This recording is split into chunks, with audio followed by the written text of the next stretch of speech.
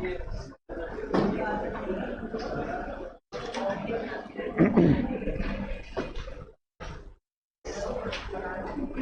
good evening to all of you. Good evening, sir.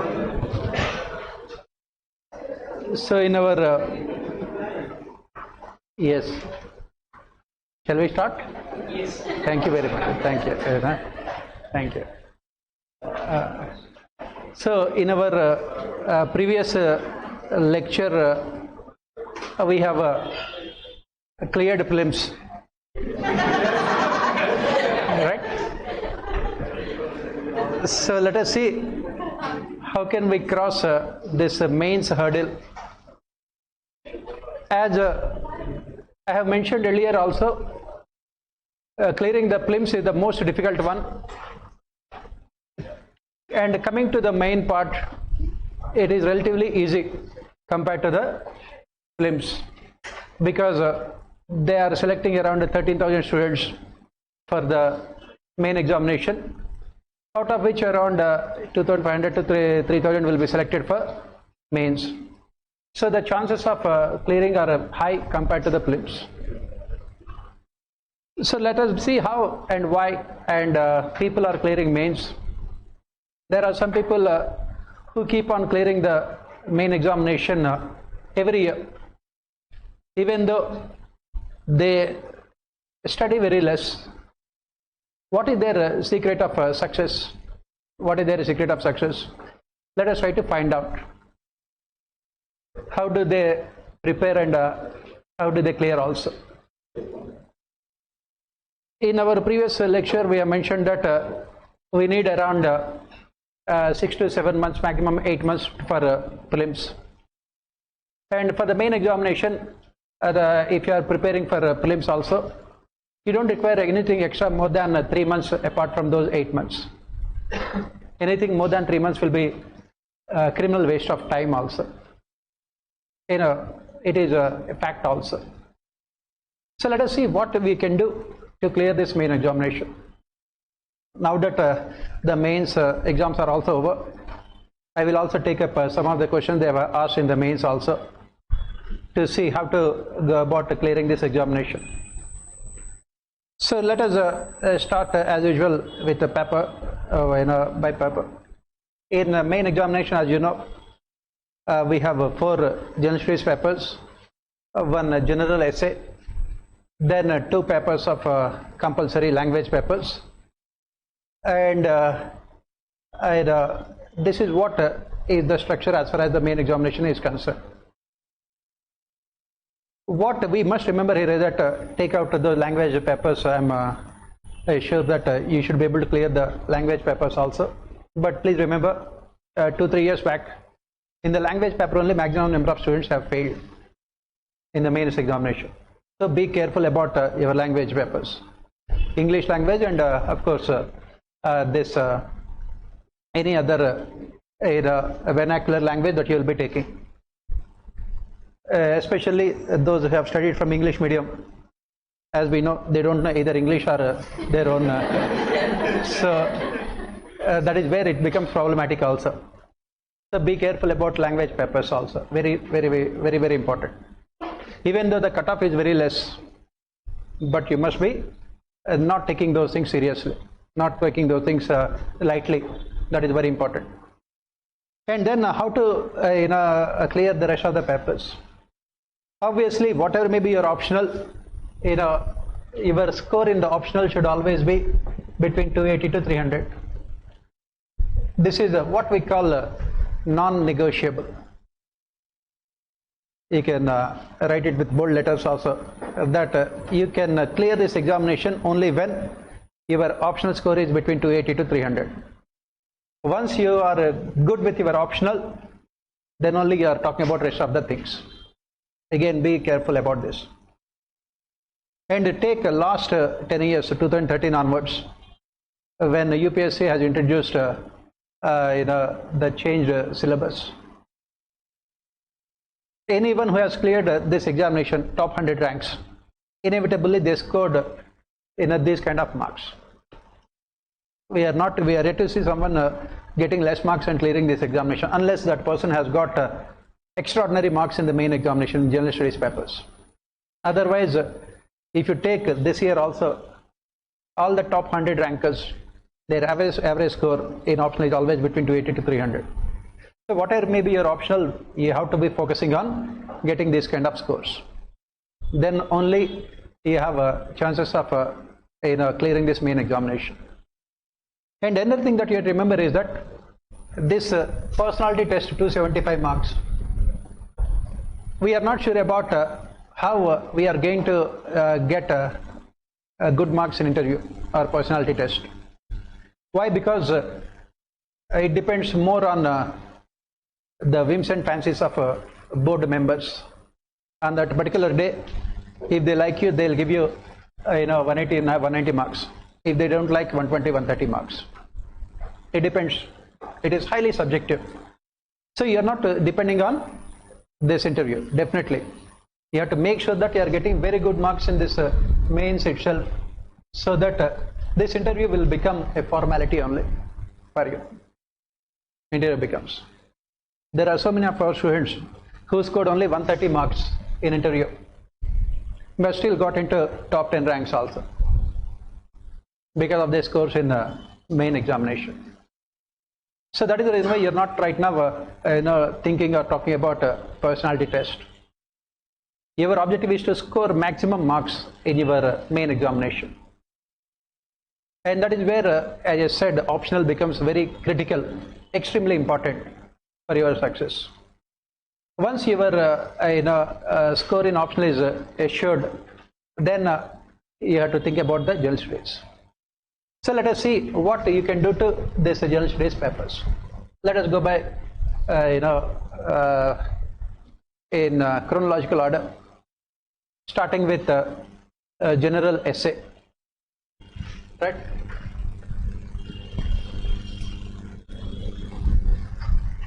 General essay. So what do we say about this general essay, and what do we say about it? Every year, what we can see here is that every year in UPSC examination, the scores in essay always vary. Sometimes, for example, last year, the scores were around 130, 140 marks, top scores I am talking about. Before that, if you look at the scores in essay, for example, 2 years back, some of our students have got 160 marks also, 160, 165 marks also in essay. And people have got 180 marks also in essay. I am talking about out of 250. So it does not really matter what the score is. If the top score is 140, 145 marks, you are getting those 140, 145 marks. If the top score is say 165, 170 marks, you are getting those marks only. That is what your objective should be. You should always be there in terms of the marks in essay in around top 50 candidates in terms of marks in essay, because this is one paper in GS mains where your selection is guaranteed. In fact, in the main examination, there are 3 papers. One is optional, second one is essay, and third one is ethics. This is where you can see huge amount of variations in marks. In GS paper 1, 2 and 3, variation is very less. Whereas these 3 papers are the ones where you can see maximum amount of variation. And your target should be, as I said, in optional 280 to 300. And essay, whatever UPSC gives, 140 to 160 average. Ethics paper around 120 to 130. You can write it on a piece of paper and paste it on your wall also, room. That should be your score, right? Because these 3 papers are the ones which really can decide your fate also. They can decide your fate also, these 3 papers, right? So when it comes to UPSC preparation, first you are doing these things, then you are going to other parts of your GS preparation. Again, you should not be getting unnecessarily emotional about all these things, because your objective is to clear this examination, not to get maximum marks in ancient history. right? Not at all. Because at the end of the day, they will see whether you are in IAS or not. They will not see how many marks you have scored in GS paper 1. Not required. So these three things are where you have to get marks. So coming back here, general essay. What kind of essays are asked nowadays, and how to get marks also. I will also take up this year's essay papers also, topics also. Nowadays, UPSC in the last 4 years or so, they are focusing on philosophical essays, philosophical topics, and they are mostly asking general topics. In general, nothing, anything, what you call a specific area, anything like that. They are asking mostly general topics. They are giving mostly the statements or quotations of top philosophers. I am not talking about only philosophers. Basically, when I say philosophers, economic philosophers, political philosophers, sociological thinkers, they are only giving the quotations here, mostly in the last few years. In the last few years, they are only giving these quotations only. So what you have to do is that when UPSC is doing the same thing, you should also do the same thing. Take around at least 60 to 70 quotations, and if you look at it in the next year examination, you will have at least 2-3 of them in the examination also.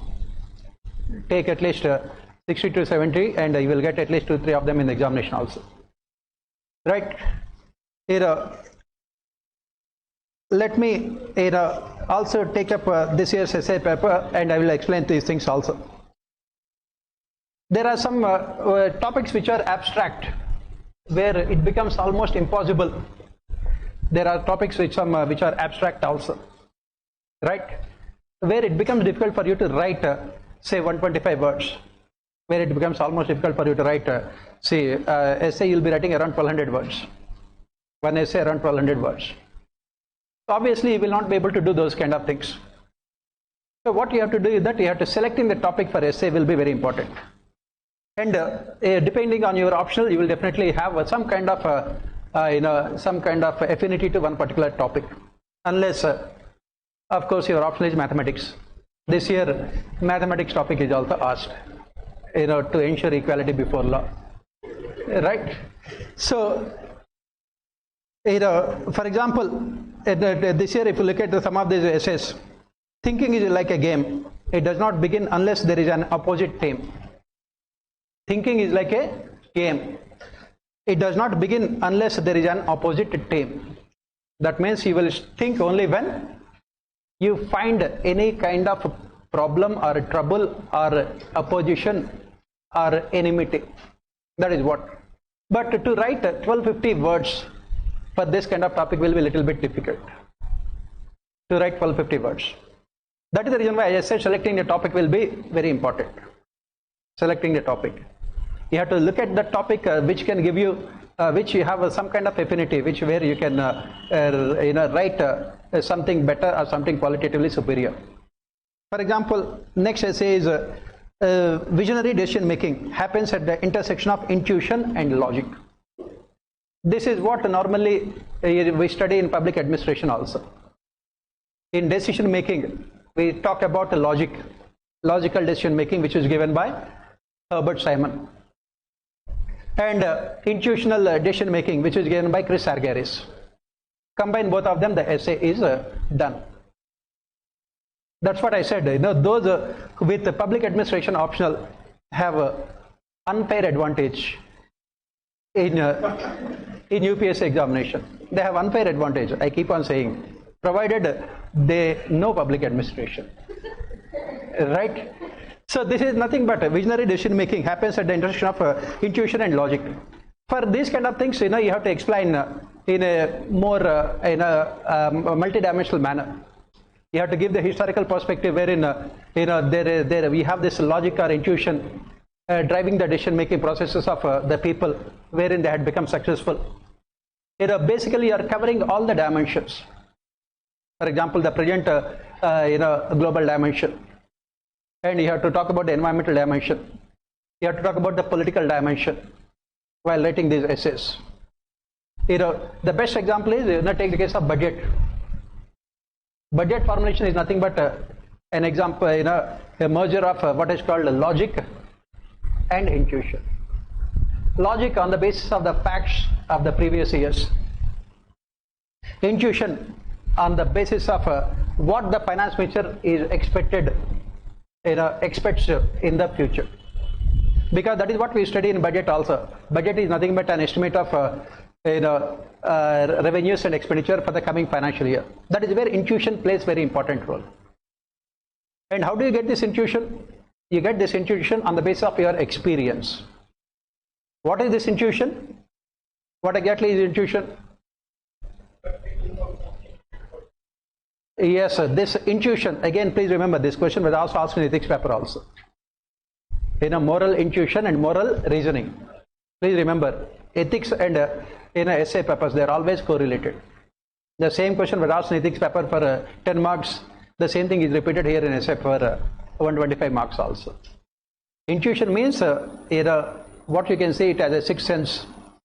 Your ability to predict what is going to happen, which is beyond logic and reason. Going by the data interpretation or data analysis, whatever you have predicted may not be true, but it can become true also. For example, in 2016, when the finance minister presented the budget, at that point of time he said that I would cut down my fiscal deficit to around 4.5% of GDP. Nobody believed him.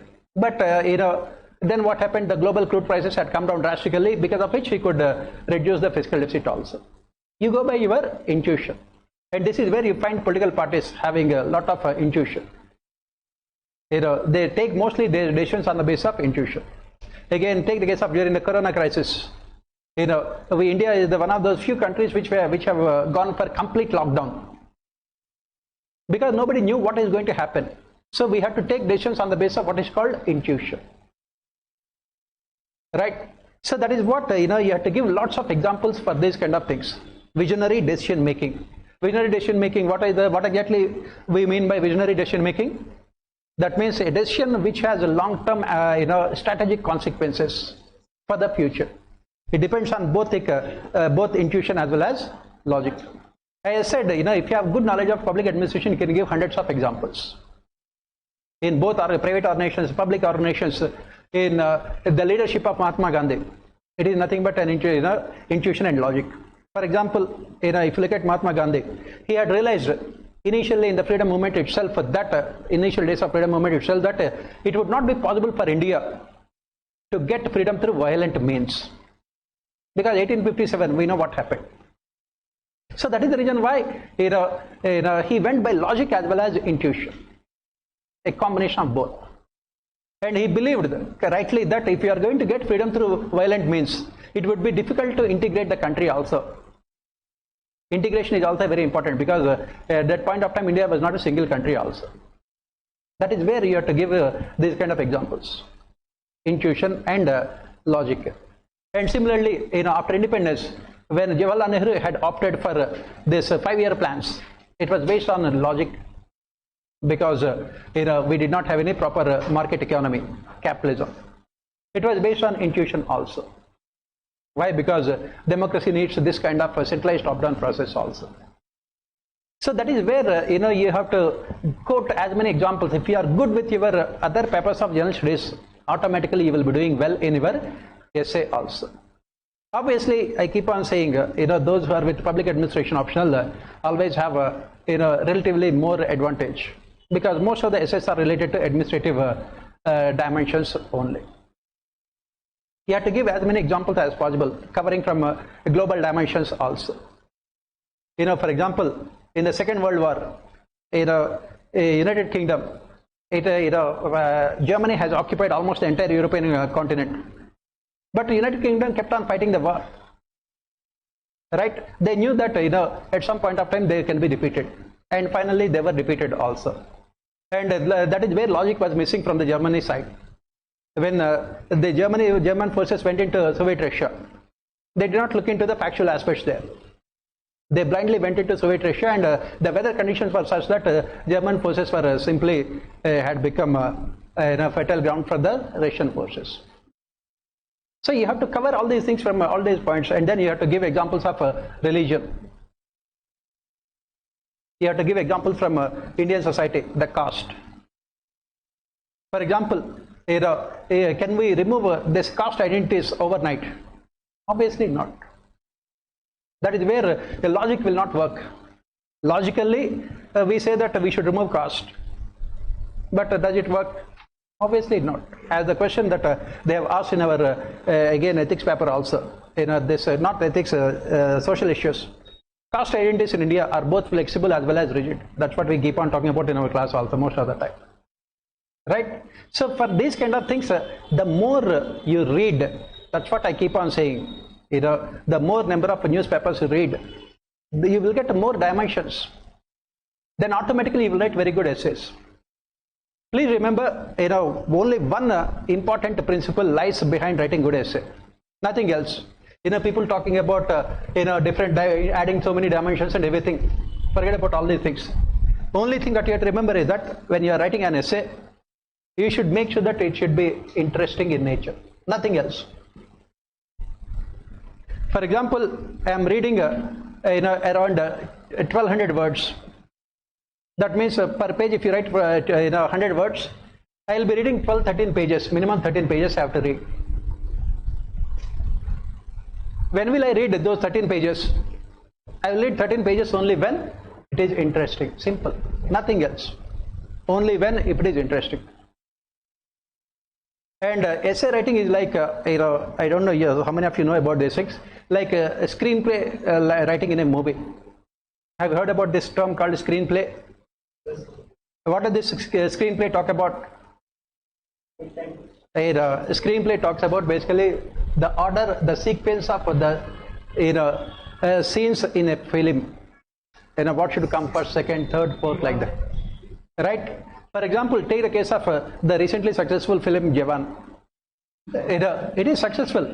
It's absolutely stupid film, but no problem. Right? But who is bothered? Who is bothered? Interesting. It is interesting. It makes you sit there for 3 hours and enjoy the things. And it has all kinds of emotions. That should be there in your essay. Please remember. That is the reason why if someone comes and asks me, how to write good essays, I said that go and watch all those, popular films, successful films. What is common to all of them? They'll make you sit there for 3 hours. Take the case of the film called Bahubali. You must have seen Bahubali, right? What is that film about? It is nothing but a conflict between a mother-in-law and a daughter-in-law. Right? And it got 3,000 crores. A typical Indian family conflict, mother-in-law and daughter-in-law. It got 3,000 crores, right? Nothing else. It was about the ego clashes between the mother-in-law and daughter-in-law, which you find in almost every household. Yes, but what Rajamouli has done there is make it so interesting. And that is what exactly you have to remember when you are writing essays. You have to make sure that the person who is reading your essay should be able to read each and every page with a lot of interest. Then nobody can stop you from getting 150 marks in essay. And how to practice this? As I said, watch as many films as you can. No, that is fine. That is what it is. Or take this kind of popular novelists, like this guy is there. What is his name? 3 Mistakes of My Life. Yes, when you read that book, it will be 4th mistake of your life. And when I talk about in the class, it will be 5th mistake also. But again, they are silly, stupid books. But they are very interesting, popular. That is the style you have to adopt while writing essays. That is the reason why make sure that whenever you are writing an essay, every page, essay you are writing say 12, 13 pages. Every page you have to make sure that there is one interesting quotation or one interesting event, one interesting dimension is there in your essay. That is what I said, screenplay.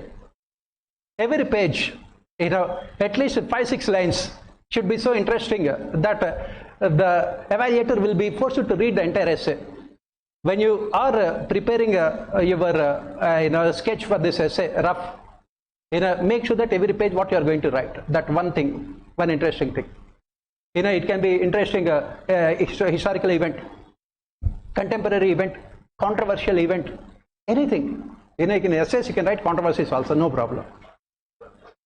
Everything. For example, the government had decided to take this momentous decision of repealing Article 370 and Article 35A. It went by intuition. Logic demands that they cannot do these kind of things because we have not seen anyone doing such kind of things. They went by intuition. That is why we say that if you are rational, you will never be able to bring any kind of changes in the life, in the society. Mahatma Gandhi was completely irrational. That is the reason why he could bring changes. He was very stubborn. He was irrational. Right? So that is where you have to every page you have to make sure that you are including one interesting event. Every page. So when you are preparing a rough for your essay for 12-13 pages, you are talking about these things. Anything from history, from contemporary politics, contemporary society, contemporary religion, contemporary cinema, anything. Every page you have to make sure that. And if you can make the other person read your essay for 12-13 pages, all the credit, automatically you are assured of 60% in your essay very easily. And for this, as I said, read popular books. Why that become Harry Potter? What is it? Again, stupid thing, right? Pardon? That's what I am saying. Very interesting. See, if I give you Bhagavad Gita and ask you to read, after 2 pages you will stop. Because you will not, Bhagavad Gita is not, entertaining. It is enlightening but not entertaining. On the other hand, Harry Potter, entertaining but not enlightening. And you are writing entertaining essays. You are not there to give wisdom to the evaluator. Read my essay and you will become a junior Buddha. Right? No, you are not there. That is what you have to remember. When you are writing essays, as I keep on saying, watch Karan Johar stupid films. Absolutely stupid films, senseless. But they are all big hits. Right? What is that film? Kabhi... Yes, Kabhi Khushi Kabhi Gum, right? Yes, yes. All gum and no khushi, right? Right? No, that's your situation right now. That's what I'm talking about. But again, they are stupid, senseless. But people like it, and that is what again I said. Essay should be. This is the only thing that you have to follow. If you are writing this essay, as I said, visionary decision making, one page Mahatma Gandhi, other page the present government, third page global situation, fourth page historical aspects, fifth page give a Second World War example I have given, seventh page give the example of religion. So every page find out one particular 5-6 lines, you underline that one, and the evaluator will read your essay. If you can do that, nobody can stop you from getting those 60-70% marks. That is what you have to do for these essays.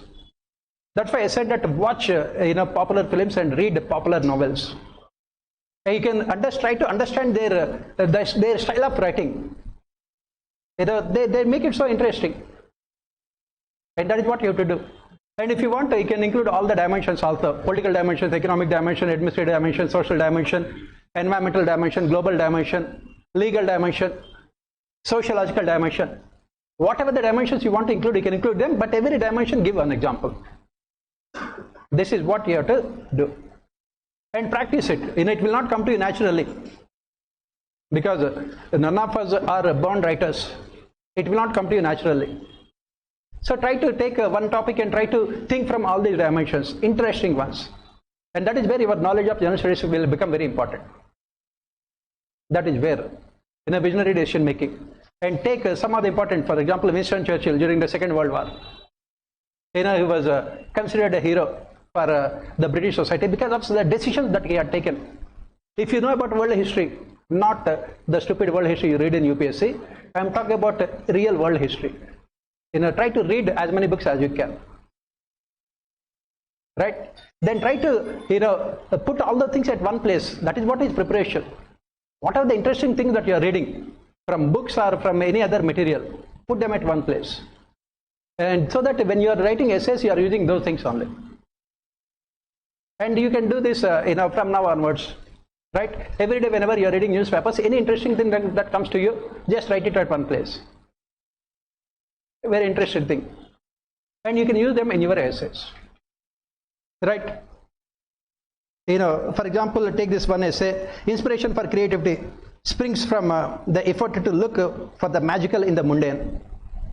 If you are doing the mundane things means daily routine things, right? Interesting for creativity springs from the effort to look for the magical. Even if you are doing mundane, boring, regular, daily things, you want to do something better, something superior to what others are doing about those things. That is where creativity springs from. For example, take the case of teaching only. Every day you keep on teaching the same thing, and you have been doing the same thing for so many years. And then how does this creativity comes from? How to make this teaching interesting to the people. That is what is creativity. Trying to look magical in the mundane things. For example, a bureaucrat is there. He'll be doing every day the same thing. As an IAS officer, whether you are posted in Tamil Nadu or Delhi or any other place, you are doing the same routine task. But how to make it is more interesting? That is where creativity will come into picture. And that is where, again, as I said, you have to note down all the important events. For example, in one of the states, say, what an IAS officer has done, one of our students, what he has done. He has said that he wanted to ensure better grievance redressal mechanism for the people of his district.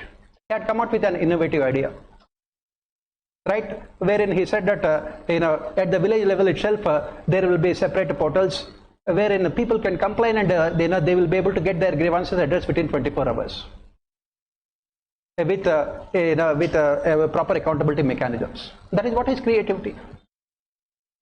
You are doing the day-to-day, everyday regular jobs, but you are trying to be more efficient in your day-to-day regular jobs. That is where creativity comes into picture. That is what the topic is. Again, as I said, give the examples of prime ministers, give the examples of the presidents, give the examples of politicians, film stars. When every film director will be making the same kind of films, but what do? In their day-to-day work, they try to come out with something new to make it more interesting. Give the examples of writers. That is what you have to. That's what I said. Collecting all the important events, and that's why I keep on saying, newspaper reading is the beginning as well as end of your preparation. You are not reading newspapers only from the point of view of rest of the GS papers, but you are reading newspapers from the point of view of the wholesome preparation. And that is where you can easily get. Essays generally do not require any separate preparation as such. As I said, reading, for example, today in a Hindu newspaper on the editorial page we had Shashi Tharoor article about Parliament. If you read that article, he makes it very interesting. Observe the kind of style of writing, and that is what you have to adopt in your essays. Of course, you cannot, even in the wildest of your dreams, also copy his language, vocabulary, right? If you have to understand what he is writing, keep Oxford Dictionary next to you. Every second you have to look into Oxford Dictionary only, because sometimes dictionary also says that sorry, we don't have, right? But the way they write, that's what I am saying. So that's why, make sure that whenever you are reading something interesting in any books or anywhere, just write down at one place, and that will be your essays. Because in essay, as I said, it's only about 4 or 5 lines in every page, and you are done with your essays. And there is nothing like structure as such for essays. Whatever people say about essay structures and everything, throw into the dustbin. Nothing. Only thing you have to make sure is that it becomes interesting. And that is the reason why the introduction part of your essay will always be important. Like any film also. when it starts the introduction, the first 5-10 minutes, if it is very gripping, then you keep on watching the entire film also. In the same manner, when you are writing essay, make sure that your introduction becomes very important, very interesting. Once the first page of your essay is interesting, automatically I will read the rest of the pages also. And that is where, again, you can go through the books and everything else. Look at the novels, read their first few pages, how interesting they make. For example, take this other essay. Girls are weighed down by restrictions, boys with demands, two equally harmful disciplines. What do you understand by this one? These essay topics are there in our Telegram group also. I think you must have seen them. Girls are weighed down by restrictions, boys with demands, two equally harmful disciplines. What do you understand by this? What do you understand by this? In our society, girls are restricted to many things. Like they cannot go. Okay, fine. The first one is very easy. Boys with demands means what? There are so many responsibilities which are associated with the boys that they have to do this thing. From childhood, they do not try. Why they are harmful? First part we can understand. Girls are weighed down by restrictions. First part we can understand. Please remember, I keep on saying these things almost with a sickening regularity in our classes every day. If you know about the problems of women, this year paper also. Whether women are empowered or not, that's we don't know. But you will definitely be getting into services. This year also, in all 4 papers, lots of questions about only women, including essay. That's what I told you earlier also. I keep on saying the same thing. So, boys are weighed down by demands. What are the demands that boys are weighed down? Restrictions we can understand. Girls are weighed down by restrictions, societal restrictions, cultural restrictions and religious restrictions. You name it, all of them are there. But what about the boys? They are weighed down by demands. Very simple. Yes, sir. Yes, sir. For example, when a boy is there, he is expected to carry forward family legacy. Most important. For example, if you look at the history of history of the top, this is where I said, making your essays interesting.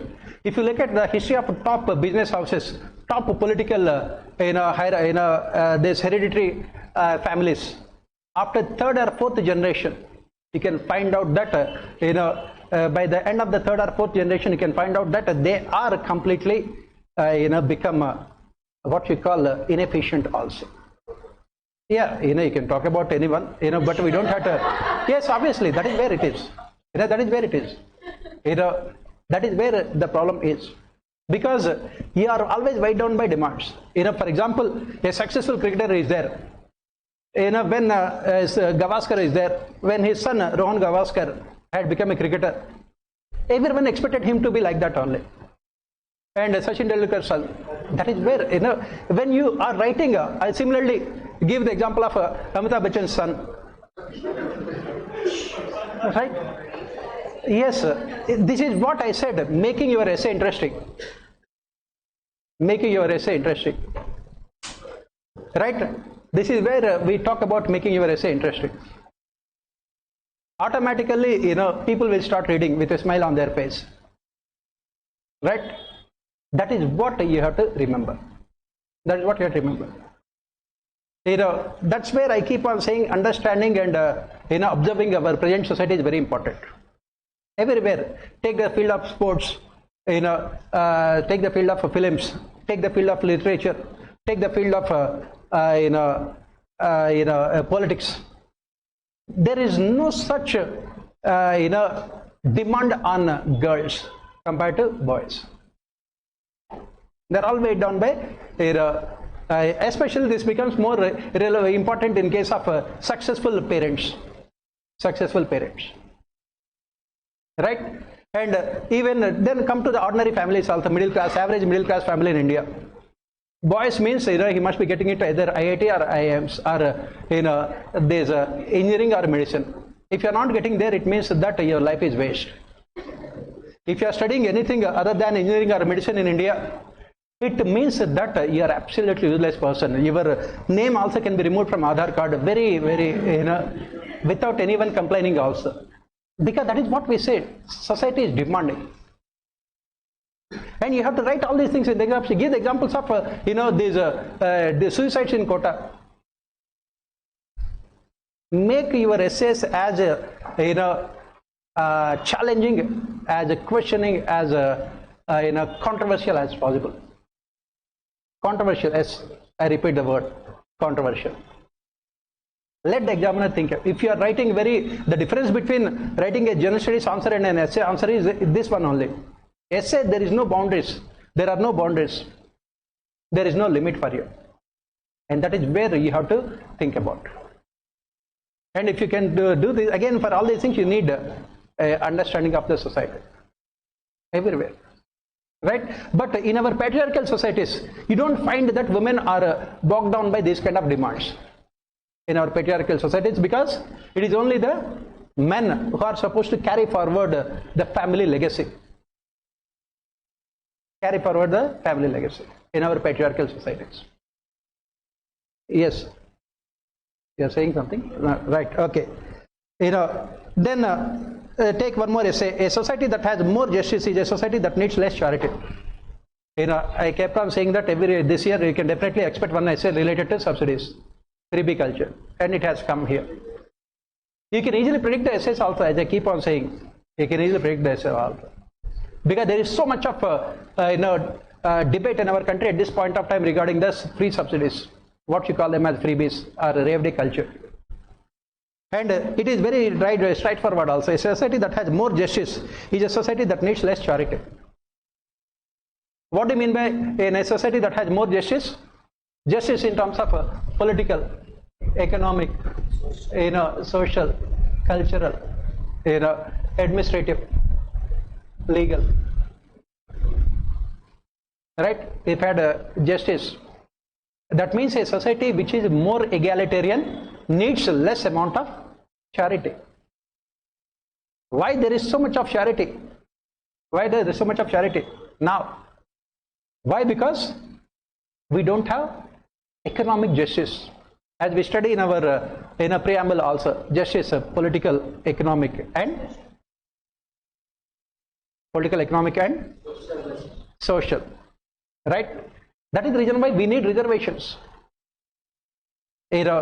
I said, I gave the example also in our classes. I keep on giving examples. When we have, if we have 1500 IITs and 1500 IIMs, do we need any reservations? No. When there are lakhs of jobs that are available in the private sector, do we need any reservations?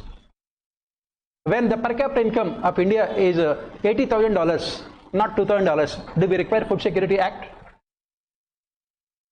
When private sector is offering huge number of jobs, do we need NREGA? Right? When women are given equal opportunities as men, do we need reservations for women? That is what the topic is about. You can write as much as you want for this topic, because this is a topic which is contemporary. Since neither our political parties nor our administrators can ensure a just society, they depend more on charity.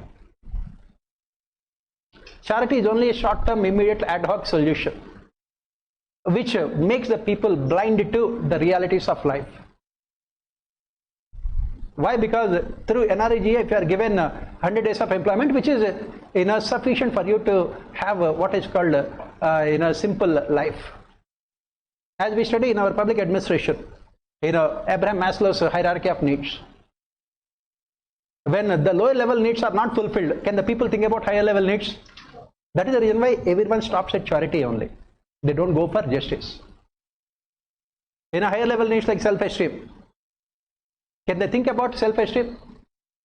Obviously not. Right? Can the people of the country ask the politicians, if you have any problem with your health, you will go to foreign countries. under, similarly you will send your children to foreign schools and colleges for education. Why can't you do the same thing under RTE, right to education? Why can't you send our children, also poor people, to Switzerland schools under RTE? Why should they only study in government schools? Because they cannot even imagine also. Because our society is not a just society. There is so much of inequality. There is so much of exploitation. And that is the reason why people believe in more this kind of charity only.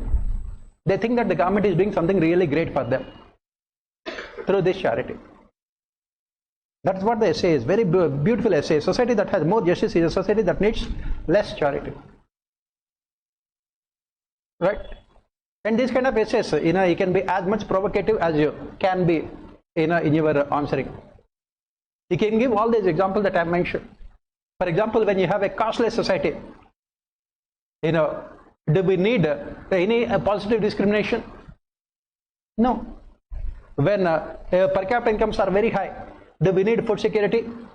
On the other hand, after 75 years also, we say that one of our greatest achievements is providing free food grains. After 75 years also, we're only talking about providing free food grains. Why can't we talk about providing quality education to each and every person in the country? Because we don't have any just society.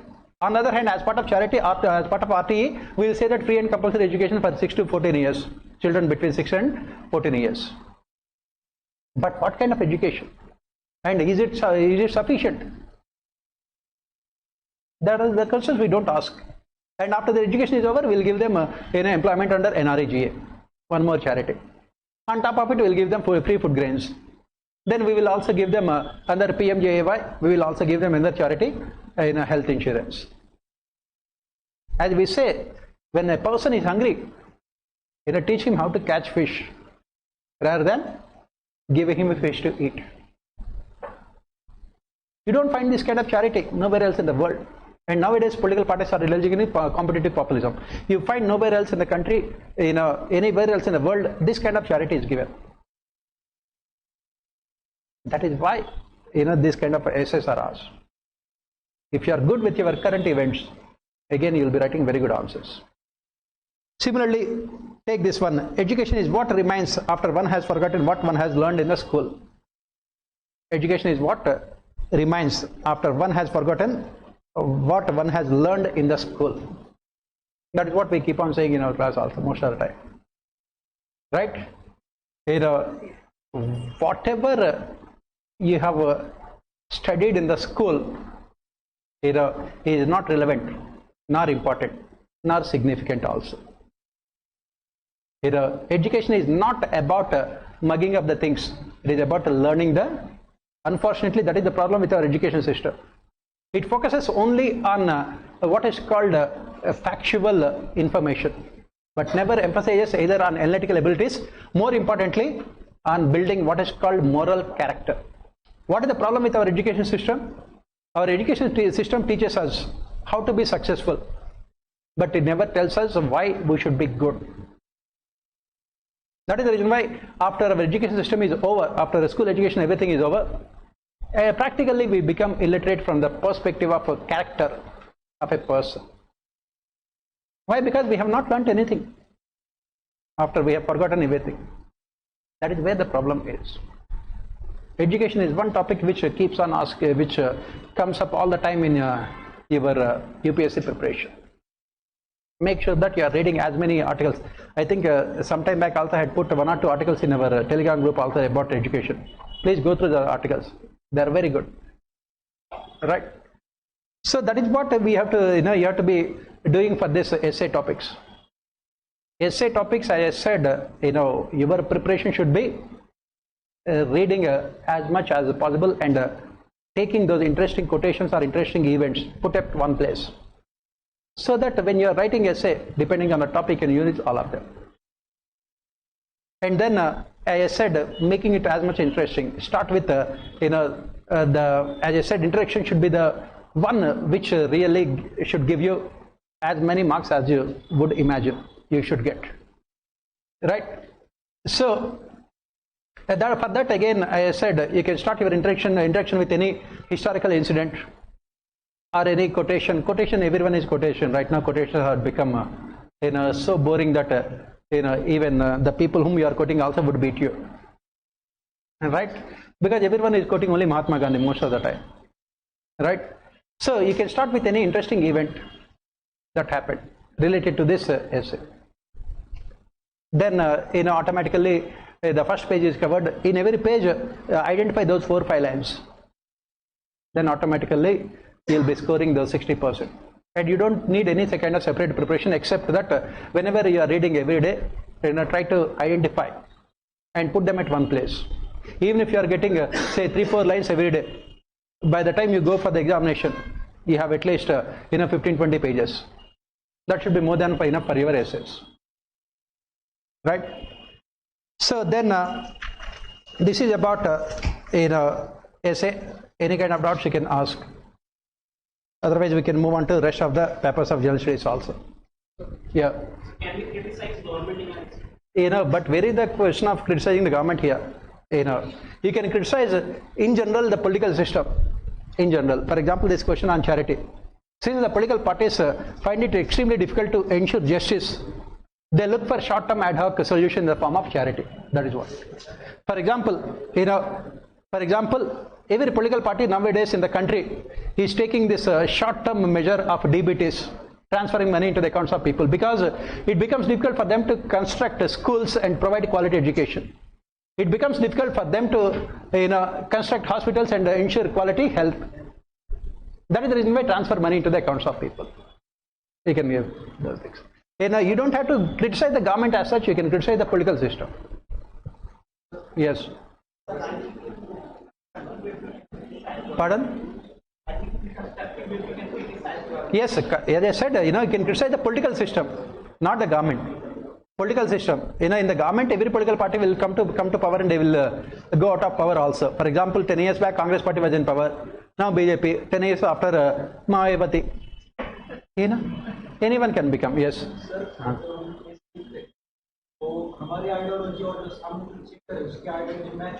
See, there is no question of ideology here. Everyone will have to accept your analysis. Your analysis is based on logic and reason. No, not at all problem. Your analysis has to be based on logic and reason. Yes. In the quotations you can use, provided you can give the English translation also. Obviously. Because if the person who is evaluating your essay is from Tamil Nadu, right, then it becomes problematic. Stalin will come there. Yes. Yes.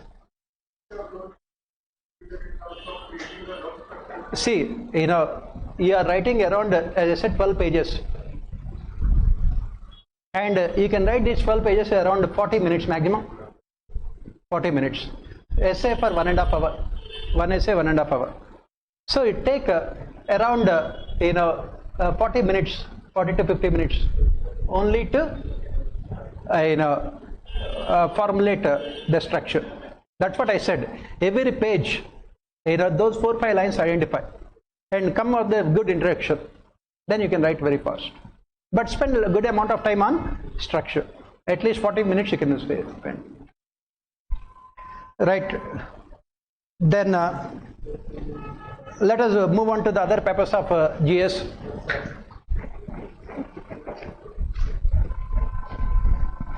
Let us go to the papers which are easy for us, especially those with the public administration optional. Right. GS paper 2. Let us start with that one. GS paper 2.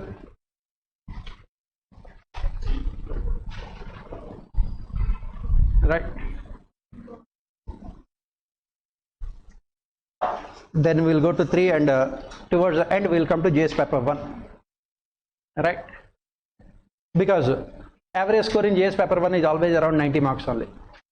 It never, very few people have scored above 110 marks in GS paper 1. Nobody scores. Right. GS paper 1 is one paper where, normally you don't find people getting good marks. right? If you look at GS paper 2, especially those with public administration optional, they don't have to prepare anything separately for this paper. They don't have to prepare anything separately.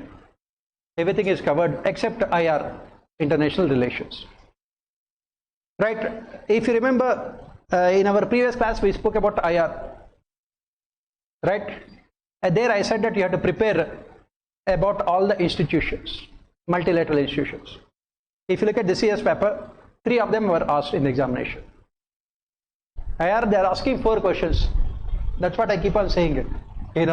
For IR, anything more than 1 week preparation is criminal. Waste of time. Because they are asking the same questions every year. They keep on asking the same questions. They keep on asking the same questions every year. That is what they do. So as I said, United Nations and all its organizations prepare all of them. And everything, you are preparing only, you are writing maximum how many? 250 words. Maximum 250 words. So you are not preparing more than, say, 10 points. Each point 20 words. That's each point 20 words, 10 points. Right? This year, if you look at it, in IR, what did they ask? They asked about SEO. SEO. I think in our previous class also we have seen about SEO also. Right? Policy conflicts. SEO is a kind of organization where you have countries with radically different conflicting interests being part of it. What is common between India, Pakistan and China? What is common between them? That is where the problem is. If you are reading newspapers regularly, nothing else, you don't have to, as I said, whenever, you are preparing for all these institutions, as I said, why they did come into existence, who are those institutions, founders, what is the present status, what are the reasons for conflict? The answer is over. The problem question is about conflict. Similarly, NATO and stronger US-Europe strategic partnership. Again, NATO, as I said, why did it come into existence? What are the present strength of NATO, and how this NATO can be helpful for India? As I said, whenever you are talking about this particular or any multilateral institution, whenever you are talking about these multilateral institutions, you always talk about those institutions from India's perspective. That's what I said in our previous class also.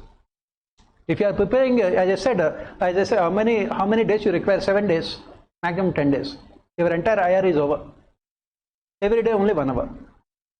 It will be over.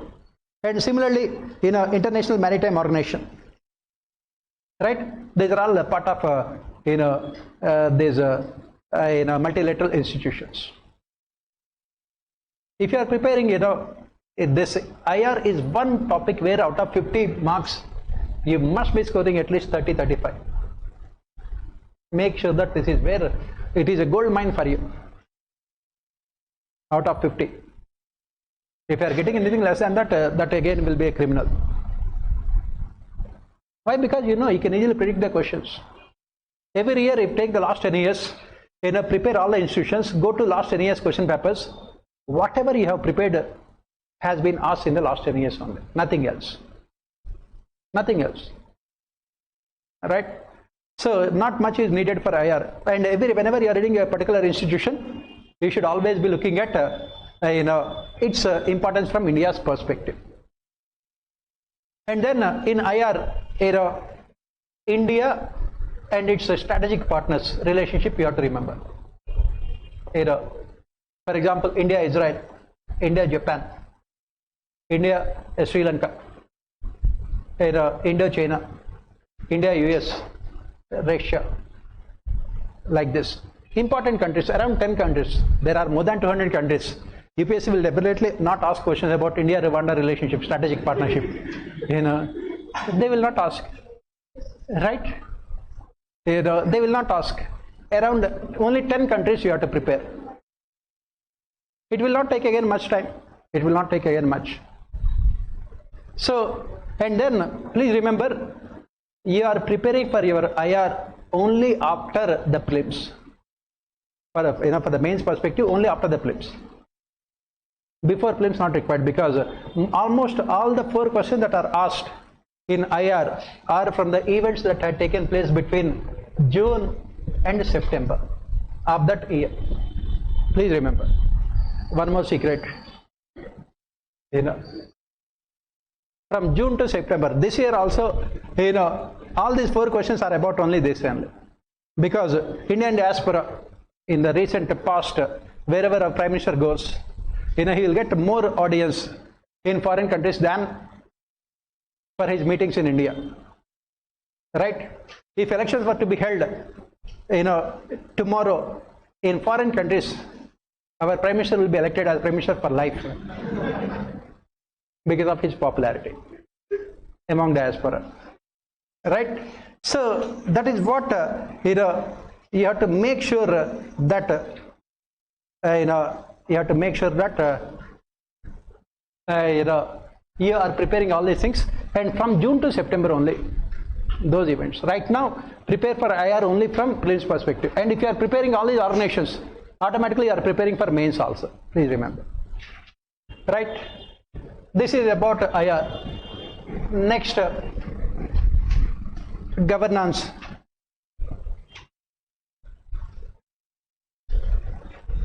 Governance.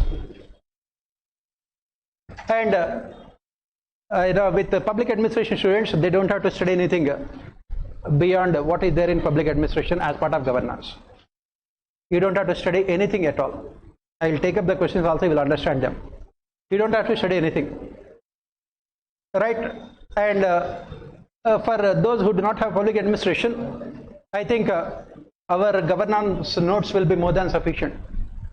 In our Telegram group also, the notes is there. It should be more than sufficient. Every year they will keep on asking the same questions.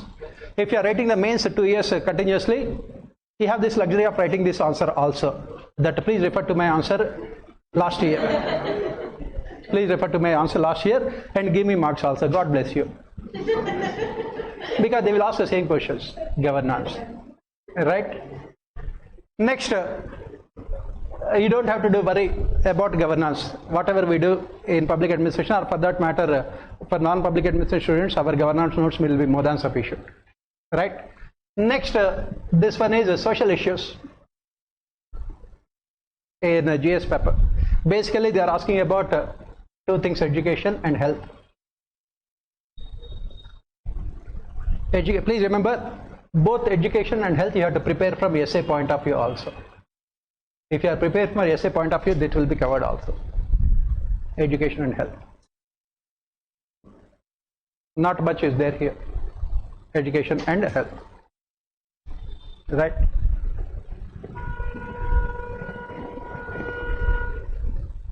And when it comes to polity, I said almost every question we will be doing it in public administration only. Maybe 1 or 2 questions from polity, strict polity. Say, Lakshmikant will be more than sufficient. Nothing else is required. Lakshmikant will be more than sufficient. Right? For example, if you look at this year's question paper only, constitutionally guaranteed judicial independence is a prerequisite of a democracy. Comment. That's what we said. If you look at also in our discussion, the first statement we made is that independence of judiciary is necessary for effective functioning of democracy. They took the same statement and drastically changed it and called it as constitutionally guaranteed judicial independence is a prerequisite of democracy. Why you have to focus on? I think we have discussed these things enough in our classes also. Why? Because judiciary in our country has to perform 2 important functions. What are they? First one is protecting the rights of the citizens, fundamental rights of the citizens from exploitation by other organs of the state. From exploitation by other organs of the state. Second one is to ensure constitutional governance. That means the other organs of the state perform their functions within their limits. Legislature and executive. That is the reason why we need independent judiciary. Why our constitutional makers have strongly argued in favor of independent judiciary? For the simple reason that, during the British times, our judiciary was neither independent nor impartial. And then you have to give example for these kind of things. You have to quote the important Supreme Court judgments. Why this kind of independence of judiciary is needed. For first and foremost, Goloknath case. Then Keshwananda Bharati case. Then this Supreme Court judgment in Maneka Gandhi case. Then Supreme Court judgment in Minerva Mills case. And then the most recent one case, Puttaswamy case. You can give this case studies, that should be more than sufficient. You don't have to write too many case studies also. Maximum 3-4 case studies. Right? Who are entitled to receive free legal aid? Assess the role of NALSA in rendering free legal aid in India. Basically, this we talk about in DPSP's Article 39A, then Article 14, right, equality, Article 22, justice, right? So, even if you don't know who are supposed to receive free legal aid, you can always come out with your beautiful creative answer. Who can receive this anything free in India by only legal aid?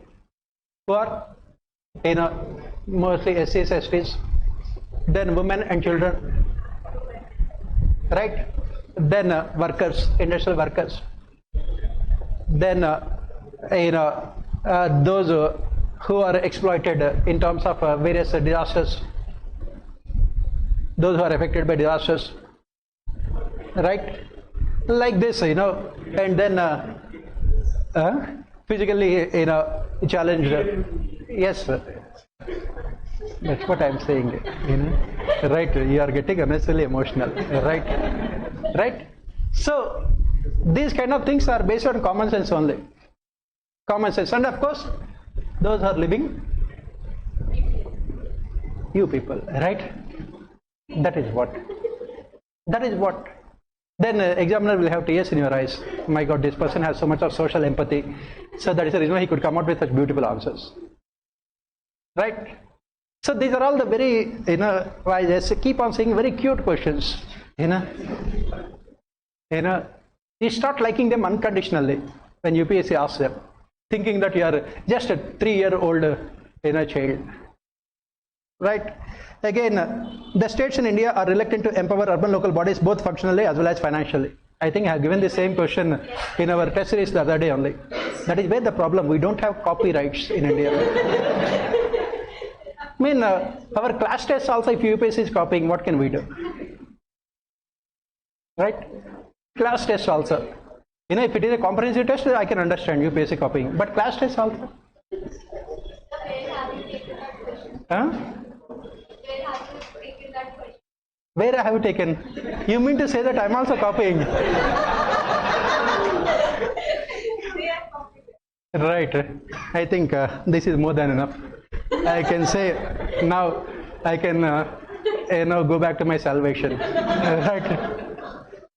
Right. Where have you taken? Yes. That is very good. Right. Then compare and contrast the British and Indian approaches to parliamentary sovereignty. I think we have discussed it so much in the class. Right? British and India's parliamentary sovereignty. We have discussed it a lot. Yes. Right. Then discuss the role of presiding officers of state legislatures in maintaining order and impartiality in conducting legislative work and in facilitating best democratic practices. If you remember, I gave you at least 100 examples of the state assembly speakers, how they have performed. All those examples you have to give here. In the class, when I keep on giving those examples, some people think that I'm unnecessarily talking about so many other things. But please remember, UPSC is asking them only. They will not ask innocently what is there in Lakshmikant, as I keep on saying. Constitution is different from polity. You have to quote all those things. Right? The crucial aspect of development process in India has been inadequate attention paid to the HRD in India. Suggest measures that can address. I think this also I have spoken about it in the class so many times. Some of you have asked also, why I'm only focusing on this social capital and human resource development. Why not physical?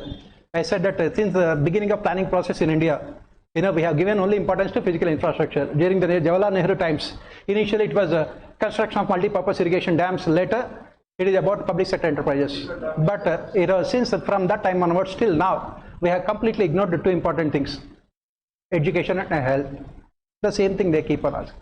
That's what I said. That is where you feel bad. Copyrights, right?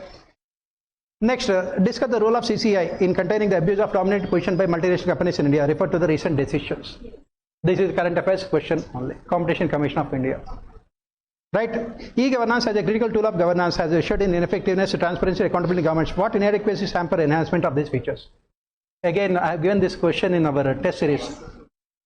Here, the same question they have given. Right? As I said, polity governance, if you are getting anything less than 140, 150 marks with your public administration knowledge, it is criminal. That is where you have to use your Indian administration. For example, take this question. The Constitution of India is a living instrument with the capabilities of enormous dynamism. It is a constitution made for the progressive society. Illustrate with special reference to the expanding horizons of the right to life and personal liberty. I think we have discussed so much about this. As we keep on saying that our constitution is a dynamic living organism. That is what they have given here. Right to life and personal liberty. We spoke about so many Supreme Court judgments. In some of the polity classes, I had dictated the answer to this class also when I was taking polity classes. The same question. Right? Explain the constitutional perspectives of gender justice with the help of relevant constitutional provisions and case laws. I keep on saying women, right? If you don't know, you know what will happen to you. Almost every paper you can see these things only. Explain the constitutional perspectives of gender justice with the help of relevant constitutional provisions and case laws. What are the provisions in the Constitution which talk about gender justice? Article 14, right to equality. Article 15, right against discrimination. One of them is sex or gender. Then Articles 29 and 30. Yes, and then DPSPs, which talk about protecting women. And then what are the case studies you can talk about here? What are the examples of Supreme Court judgments? Supreme Court judgment in first, this Shabana case. Then Supreme Court judgment in Vishaka versus State of Rajasthan. Then Supreme Court judgment in the recent Shabarimala case. Right? So you can talk about all of them. Next, account for the legal and political factors responsible for the reduced frequent use of Article 356 by the Union government since mid-1990s. It is again test question. Yes. Test question. This is where we should think about seriously doing something drastic. Right? I think I have given the same question in our test series also. Right? Since mid-1990s, we have seen drastic decline in the misuse of Article 356. Why? Because of the Supreme Court judgments. And there are so many reasons we are given. One is the emergence of coalition governments. Second, regional political parties becoming an integral part of coalition governments. Third, Supreme Court judgments. Fourth, judicial activism, presidential activism, civil society and media activism. We gave all those things. Discuss the contribution of civil society groups for women's effective and meaningful participation and representation in state legislature in India. We have not discussed civil society organizations. When we discuss, I will come to those things. It's part of governance, right? Explain the significance of 101st Constitutional Amendment Act. To what extent does it reflect the accommodative spirit of federalism? Yes. GST. I think we have discussed so much. Yes. Right? I said that, please go for polity governance, just please go through previous year's Indian administration papers. Half the questions were asked only from Indian administration papers. In our GS classes also, I keep on telling the students, please go through Indian administration previous year's question papers for polity governance. UPSC will take the same questions and repeat them with spelling mistakes also. I keep on saying this, but the problem is that, you can take the horse to a pond, right?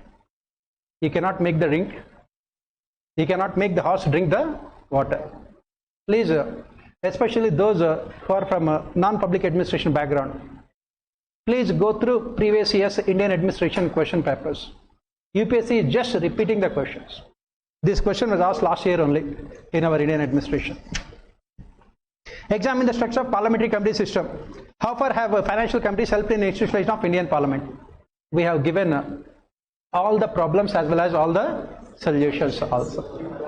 For example, this is where, as I keep on saying, reading the newspapers becomes very important. Today, in the Times of India, I have put the editorial also, there was a very beautiful article about this parliamentary committees, especially financial committees. It had come out with two important solutions. It has said that most of these parliamentary committees works in independent silos. For example, Public Accounts Committee, they will be looking at the performance of the ministries and departments. Estimates Committee, they will be looking into the budgetary estimates. Committee on Public Sector Undertakings, they will be looking into the performance of public sector enterprises. Department related committees, they will be looking into the demand for grants of various ministries and departments. They are working in independent silos. So how to make them more effective? This National Commission for Reviewing of the Constitution that was set up by Vajpayee government in 2000, it had come out with a very beautiful solution. It has said that there should be an economy committee integrating all these committees. That is what you have to write as part of solutions. That's what I keep on saying, reading the newspapers.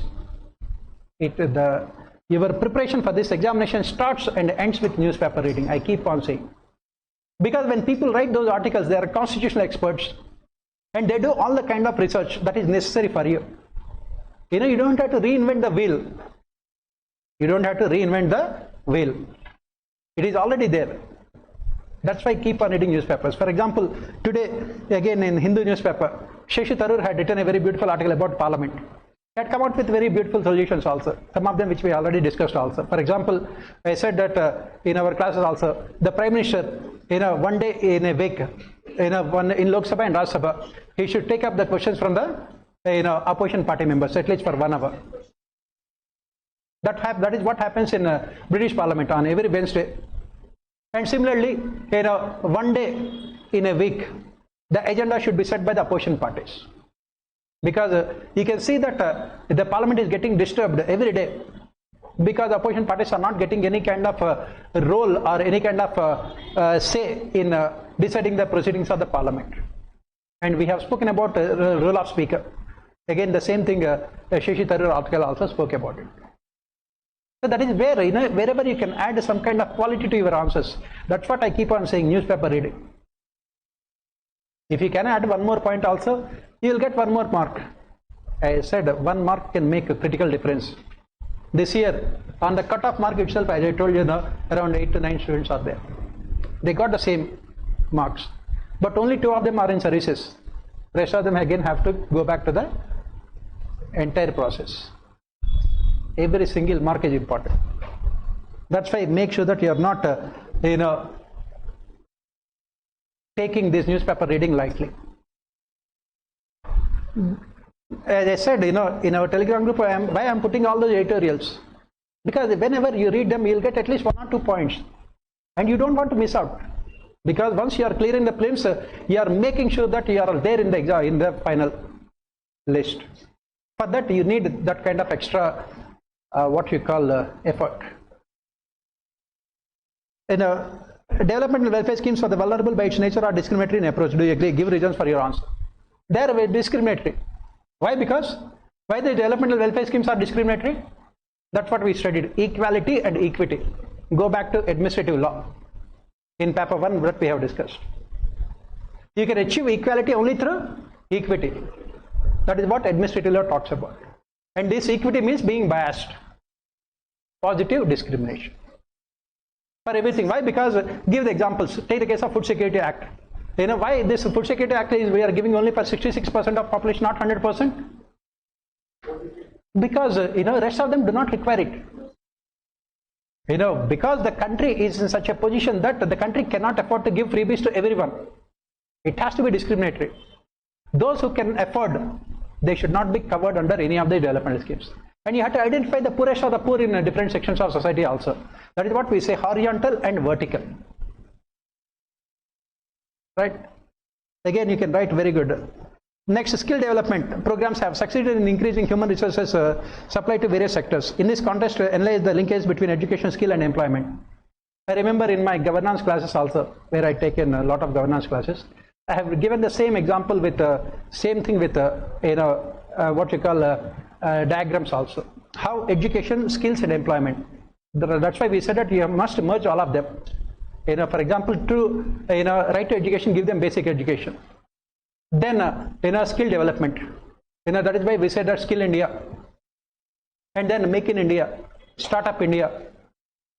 You have to integrate all those programs. That is what the question is about. Right? Anyway, we'll be studying these things also as part of governance later. So as you can see here, in this paper, very easily you should be scoring at least 130, 140 marks. Very easily. Even whatever knowledge that you have now also. This is one paper, especially students with public administration background should not have any kind of complaints for not scoring good marks. For others also, this is not a difficult paper, provided you have the basics right. Again, please remember, nowadays UPSC is focusing more on political aspects rather than constitutional aspects. That's the reason why there's question about governance, Article 356, or for that matter about this question about presiding officers. They're all mostly political. You need to have knowledge. Next, let us come to this GS paper 3, economy and internal security, disaster management, and science and technology. Right? So what you have to remember is that from economy, they are asking 4 questions in section A. From economy, they are asking 4 questions in section A, and 4 questions in section B. That means 40 marks here, 60 marks here, 100. Right?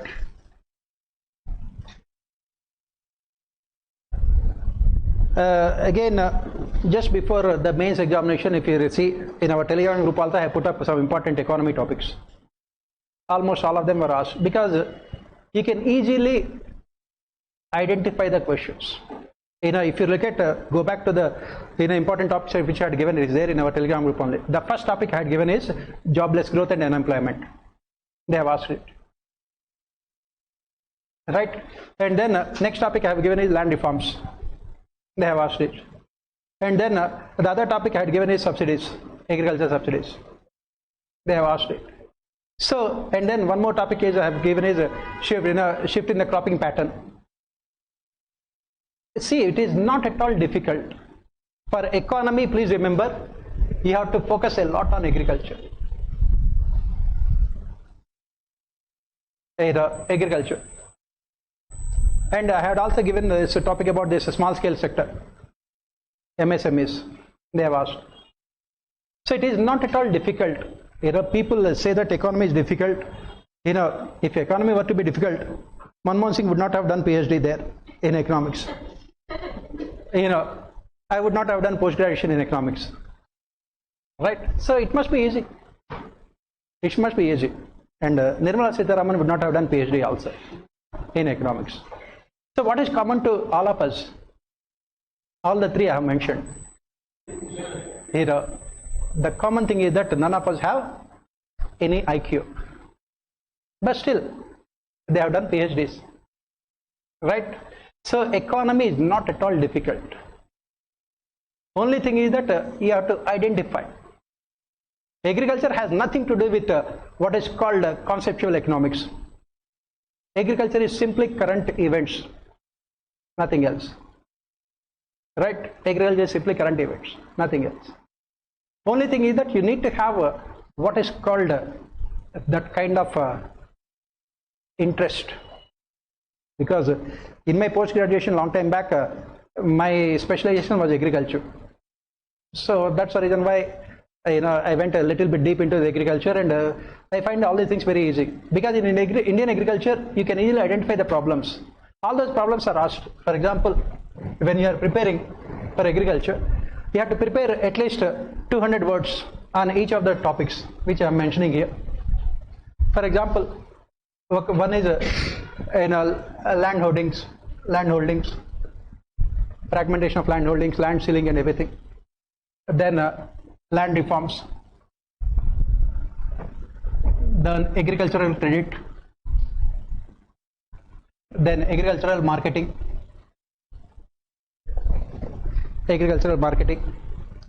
then subsidies, then irrigation, then insurance,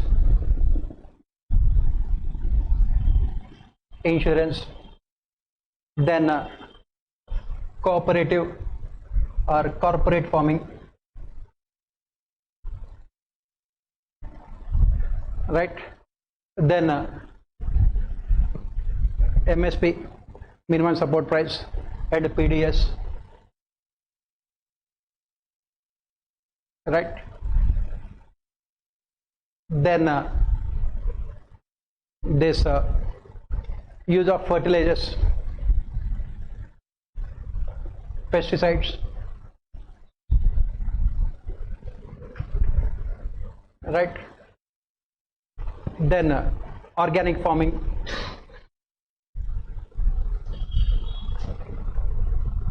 right? Then cropping pattern, shift in cropping pattern,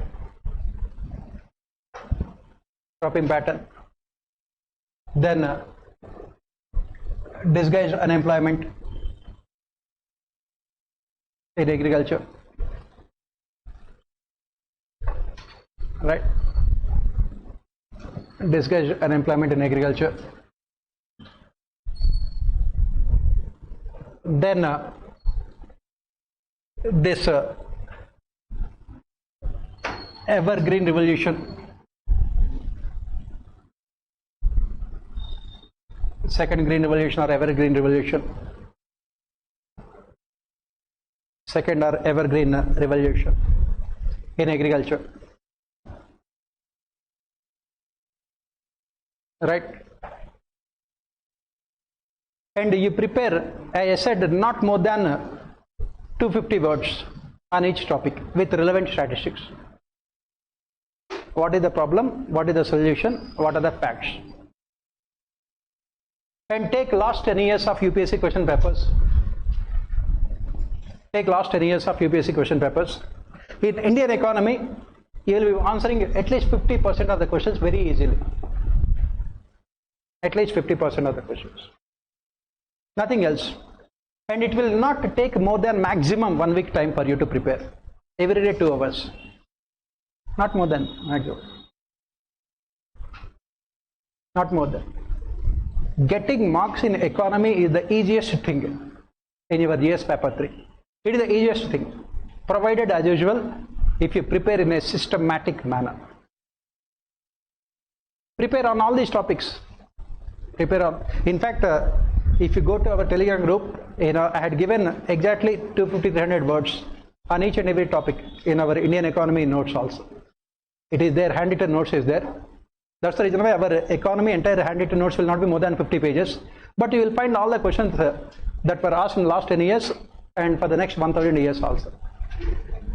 Because they will not go beyond these things. Why do you want to read hundreds and thousands of pages when you know what to read?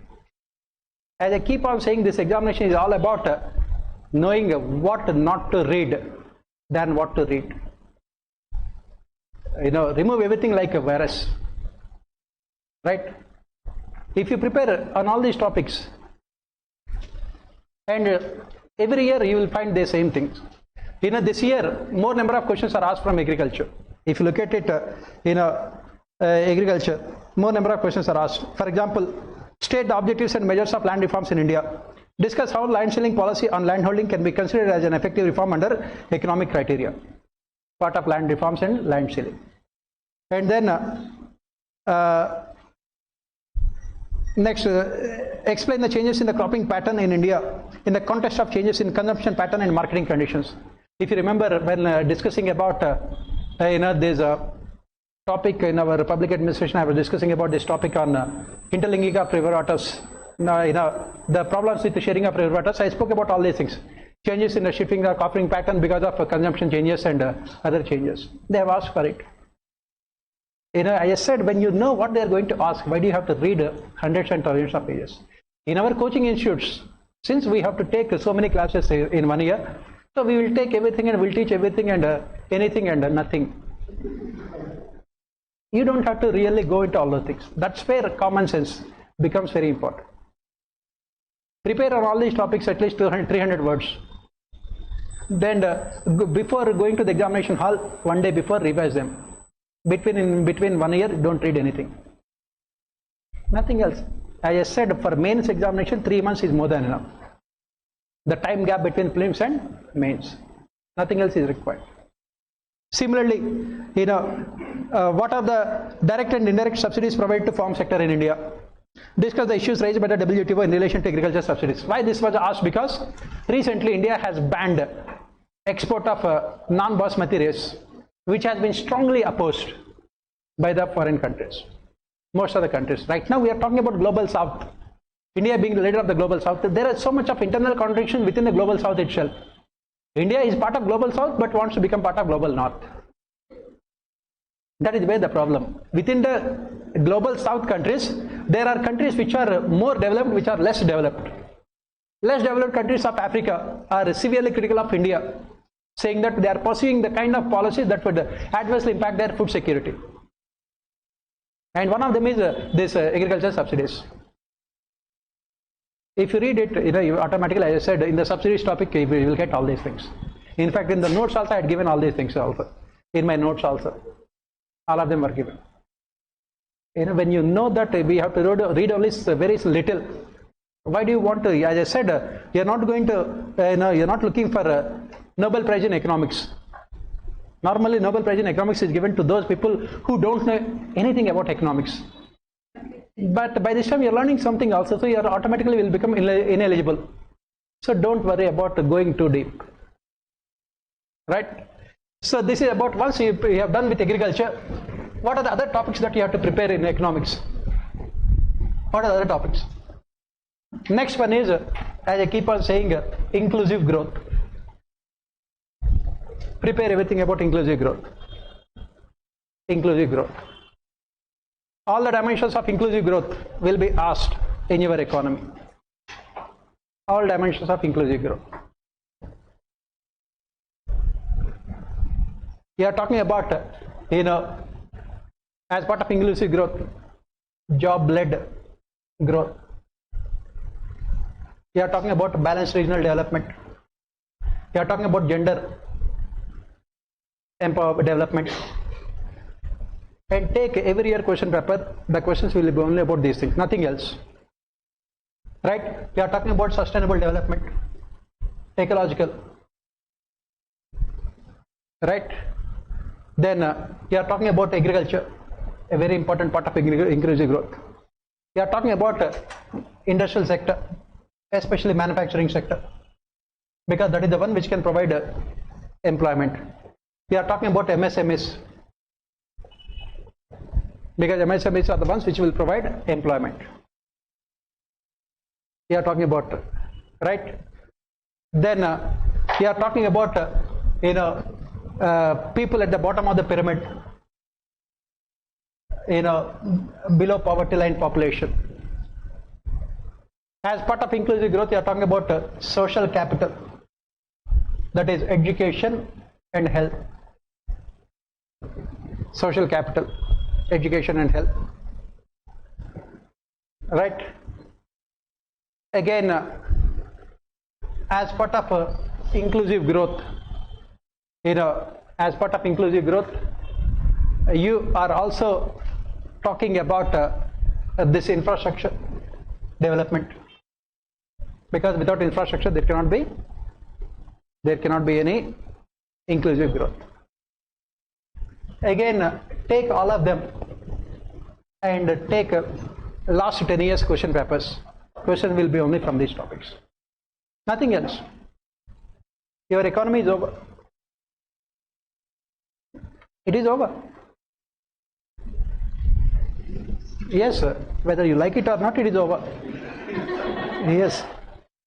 See, take this as question paper only. As part of inclusive growth, one of the important one is digitalization, impact of digitalization on inclusive growth. How digitalization can lead to inclusive growth.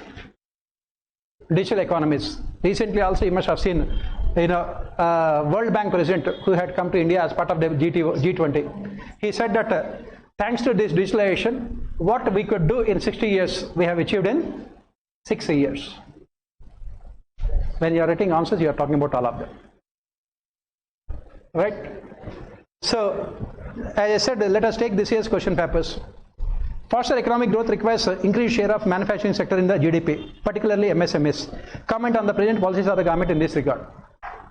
Manufacturing sector or MSMEs? Every year the questions will definitely be there. It is, we already have mentioned here.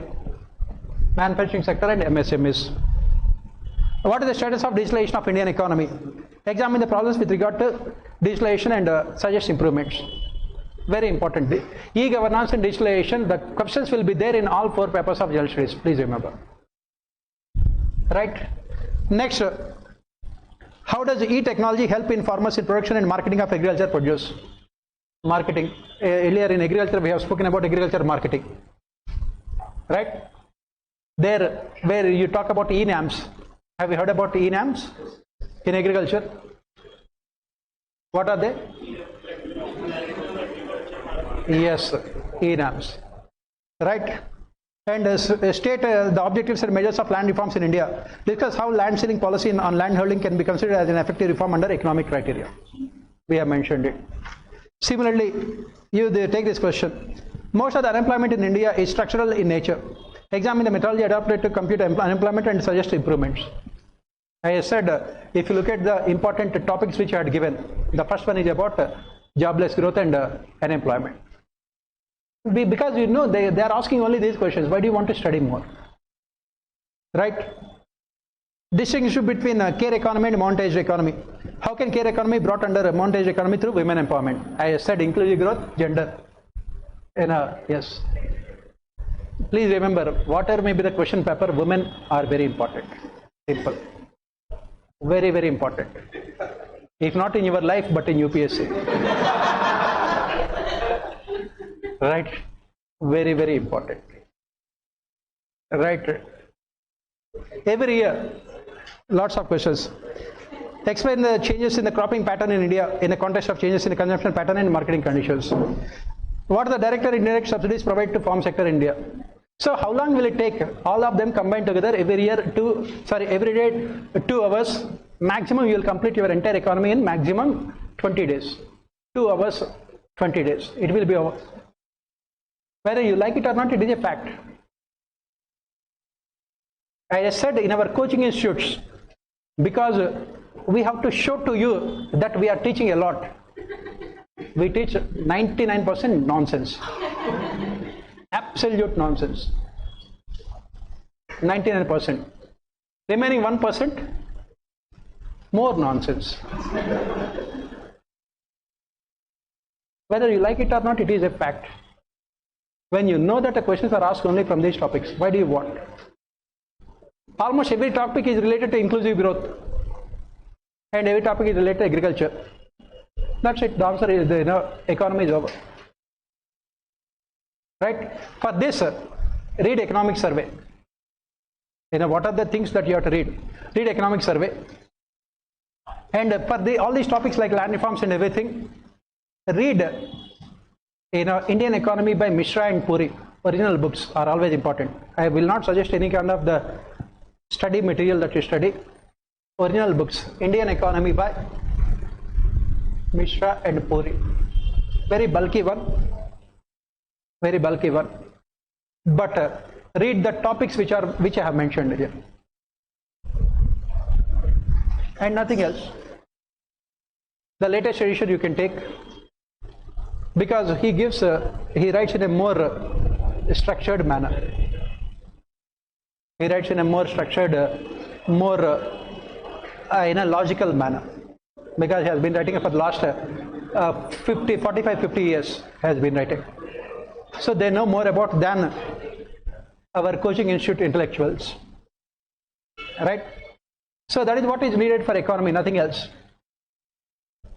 Industry, infrastructure, social capital, inclusive growth, sustainable development, agriculture, that will be more than sufficient. Employment, human resource development, nothing else.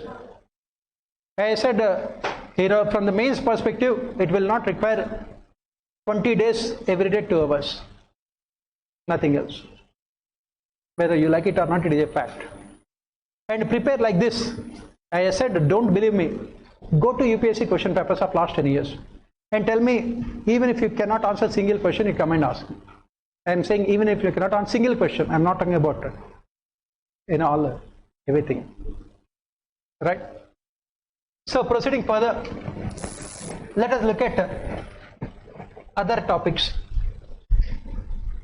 Internal security.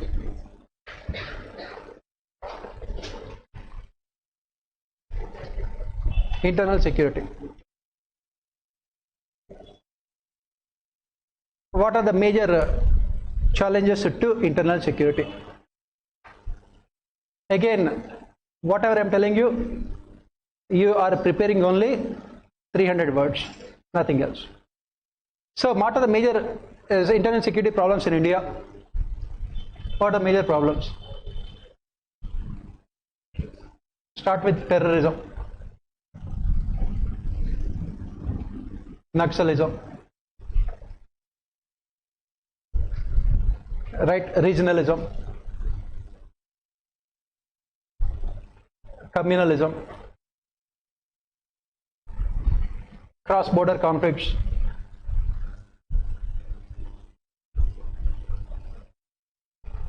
caste conflicts,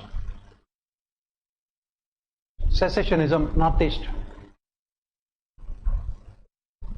secessionism, Northeast, right? Then this problem related to money laundering, very important. Money laundering, the money which is being used for terror related activities, money laundering, right?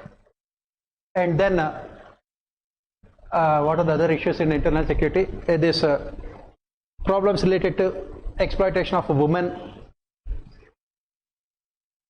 children, and other weaker sections. Pardon? I did not get you. Security agencies. Okay. Yeah. Basically, this I'm talking about the problems. Yes, sir. Then you have cyber security. Financially, I have mentioned here cyber security. Right? Huh? Drug addiction. Yes, it is part of terrorism only. Terror, money laundering, drug addiction. If you want, you can mention drug addiction also, if it is your personal problem. Right?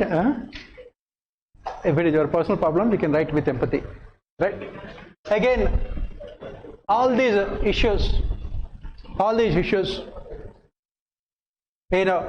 it comes to terrorism, make sure that you are preparing separately for J&K, Jammu and Kashmir.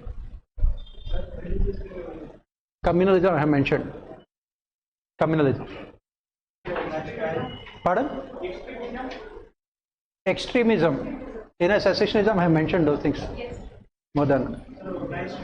Huh? Online.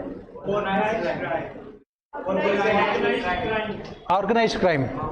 Okay, organized crime, you can mention that, but not fine. Organized crime, I don't think it is as such. Basically, more than organized crime, you can prepare about non-state actors. Non-state actors involved in terrorism. More than organized crime, it is non-state actors. non-state actors, right? And for all these topics, as usual, prepare 300 words, nothing else, for all these topics, with current events. For all these topics, prepare 300 words with current events, nothing else. Prepare 300 words with current events, and go to last 10 years of UPSC question papers. You will answer all the questions. Very simple, you will answer all the questions. And how much time will it take you? 10 days? Every day 1 hour? More than 1 hour again is a crime, which is part of again terrorism, internal security problem, right? You can include this one, criminalization of politics and politicization of crime. Criminalization of politics and politicization of crime. That is not part of internal security problem. That is a part of interstate problem, interstate conflict. Unfortunately, rivers don't have any boundaries, right? For them to act like a terrorist, so it's not a problem, right? So this is what you have to prepare, and then separately what you have to prepare. Separately you have to prepare about some separate concepts which UPSC keeps on asking regularly. What is that? Terrorism should be treated more, or Naxalism or secessionism should be treated more as a socio-economic political issue than internal security problem. Every year the same kind of question will be asked. If you want to find solution to the problems of Naxalism or secessionism or terrorism or any other problem, treat them as a more socio-economic and political issues rather than internal security problems, rather than an issue related to the security. That means do not believe only in security forces and police and law enforcement agencies to tackle these issues. Focus on emotional integration of those people into your society. That is very long-term solution, and that is how we could solve the problem of Naxalism also. In 2010, our Prime Minister at that point of time, while talking about internal security problems, he said that Naxalism was a major threat because more than 250 of our districts were affected by Naxalism. And if you look at the latest report of Ministry of Home Affairs on internal security, it says that less than 30 districts now are affected with Naxalism. Why? Because the state governments now treating Naxalism not as an internal security problem, but they are treating it as a socio-economic and political problem. Similarly, the government of India is also treating Jammu and Kashmir is more like a socio-economic political problem. They are focusing on what you call emotional integration, right? So these are all the things that you have to prepare separately. And then you can prepare separately for these security agencies also. Security agencies, the role of security agencies, right? You have to prepare separately for the role of security agencies also, right? Security agencies also. And if you prepare, as I said, internal security, they are asking around 4 questions, 3 or 4 questions. You will answer all of them. Prepare every topic, and for all these topics, please go through only Ministry of Home Affairs annual report, internal security. All of them are there in that Ministry of Home Affairs annual report. There is something called Department of Internal Security. Look at their annual report, you find all of them, and don't read anything else. Whatever the material that you have, as usual, give it to your friends, so that they will never get into services, right? UPSC will never ever go beyond government sources. For example, if you look at this year's question paper, internal security, winning of hearts and minds in terrorism affected areas is an essential step in restoring the trust of the population. That's what we said. Focusing on social, economic and political issues. Discuss the measures adopted by the government in this respect as part of the conflict resolution in Jammu and Kashmir. I said some of our students posted in Jammu and Kashmir, they kept on telling me about all the things, what they have done. Right? Go to Ministry of Home Affairs, you will find out all those measures, nothing else. It's a different matter whether they're successful or not, but UPS will ask those things. Because not even a single reform can be successful in isolation. You have to combine all of them. The use of unmanned air vehicles by our adversaries across the border to ferry arms and ammunition, drugs, etc. is a serious threat to the internal security. Comment on the measures taken by there to tackle this one. UAVs. Again, it is part of internal security problems. Very, and if you are reading newspapers regularly, this is there. And next question is, what are the internal security challenges faced by India? Give out the role of central intelligence and investigative agencies tasked to counter such threats. So what are the internal security challenges faced by India? All of them. You can write at least some of them, not all of them.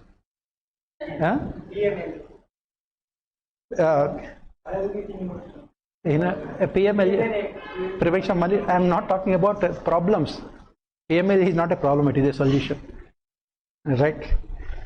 Give out the role of central intelligence and investigative agencies.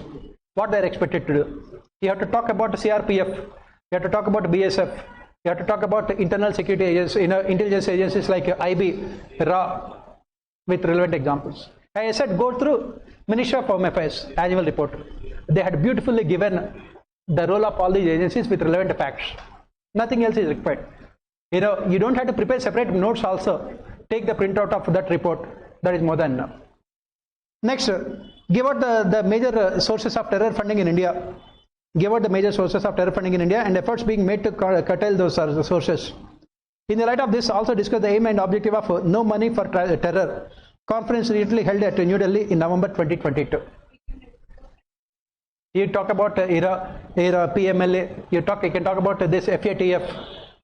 Pakistan has been blacklisted. That is what this conference was, that also spoke about all the things. If you again, please remember annual reports, nothing else. So for internal security, again, not more than 1 week. Not more than 1 week. You will answer all the questions, please remember. You prepare a synopsis of 300 words, and from Ministry of Home Affairs sent to annual report, they are preparing the current events. It is over. Right? That's what I am saying.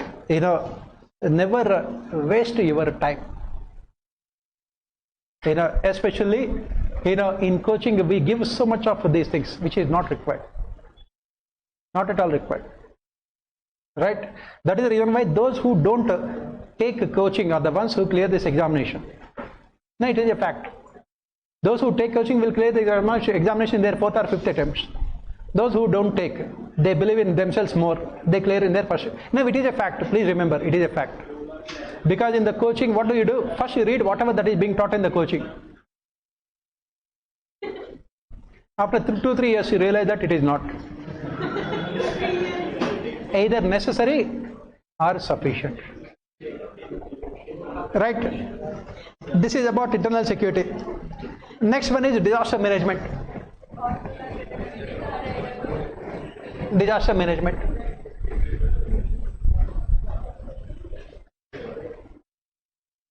Disaster management. What should you read for disaster management? The second Administrative Reforms Commission report on disaster management called crisis management. Crisis management. Right? And then you have to study about all kinds of disasters. Again, prepare a small notes. All disasters, so that you will not become a disaster. We say that disaster management is successful only when it is proactive in nature. Preparing for disaster management also should be proactive. So what are the disasters you have to study? Let us see all the disasters which you have to study. Again, all of them are there in second year's report. You don't have to go anything beyond that. You have to study about floods, earthquakes, cyclones, cloudburst, then sea erosion, then landslides,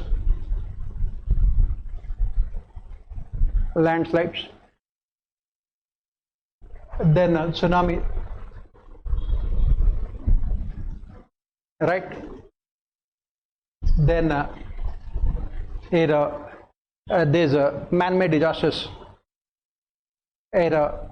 What are the other natural disasters that we have? Forest fire. I have mentioned tsunami, right? It is not visible. Okay, right. Forest fires. Yes, sir. Drought and famine. Right. And then there's pollution. All types of pollution. Lightning can be a disaster, but lightning with lightning speed will not come in UPSC. Right? But again, it might, but again, let UPSC ask all these things. Right? Then pollution, all types of pollution. You have air pollution. Then I said oil pollution. Right? And food pollution, the kind of food that we are eating, right? So, and then, right, then you can talk about man-made disasters.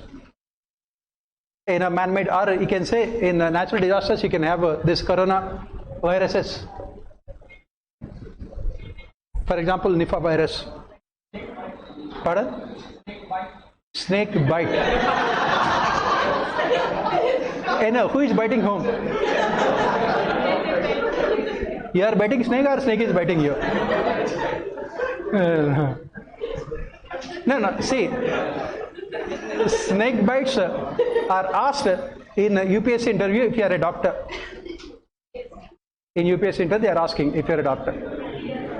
Right? Then you can talk about man-made disasters like violence against women,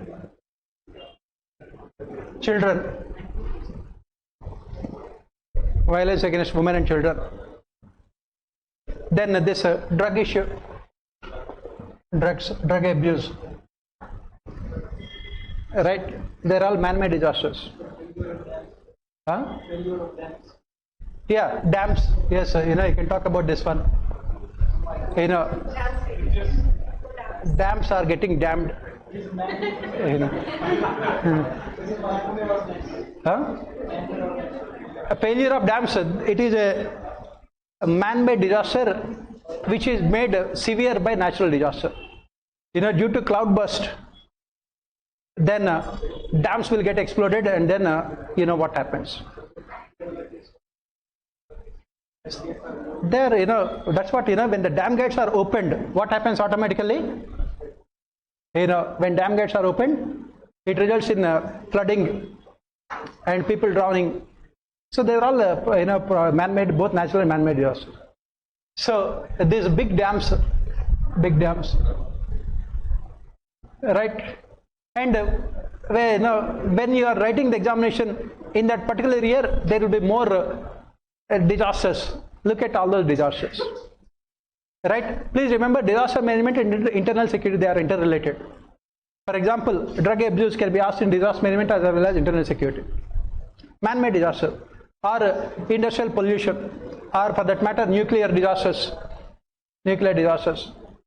And on all these topics, prepare as usual 250-300 words, not more than that. And take last 10 years question papers, you will answer all the questions on all these topics. Again, it will not take more than 10 days. 10 days. It will not take more than 10 days. Every day 1 hour. So your disaster management will go over in 10 hours. If you are reading 2.5 hours every day, 4 days disaster management is over. And as I said, the second ERC report. And what you have to remember here, for all the information, you need a second ERC report on crisis management 1. Second one is Ministry of Home Affairs. Again, go back to Ministry of Home Affairs. They have this disaster management department is there. Their annual report. This year, the questions were directly picked up from annual report of Ministry of Home Affairs on this year. Yes.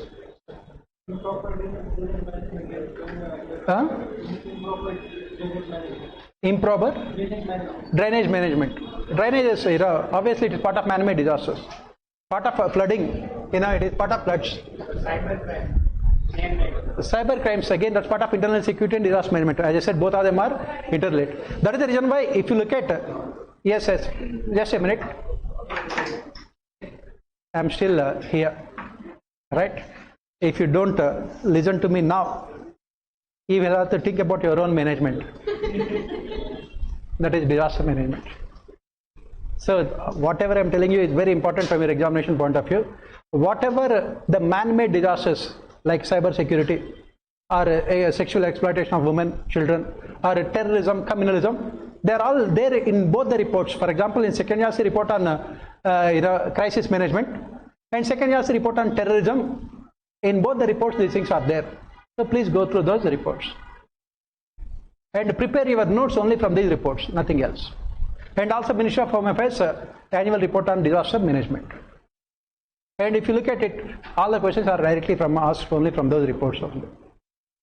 Again, it does not require more than maximum 1 week time for disaster management. You will answer all the questions. For example, this year also you can see dam failures are always catastrophic, especially on the downstream trade, resulting in a colossal loss of life and property. Analyze the various causes of dam failures. Give 2 examples of large dam failures. What are examples of large dam failures that you can give here in recent times? I said in some of my other classes also, I spoke about I told the students that please watch this movie 2018. Have you heard about this name? Yes, sir. Kerala floods. That is what the question is about.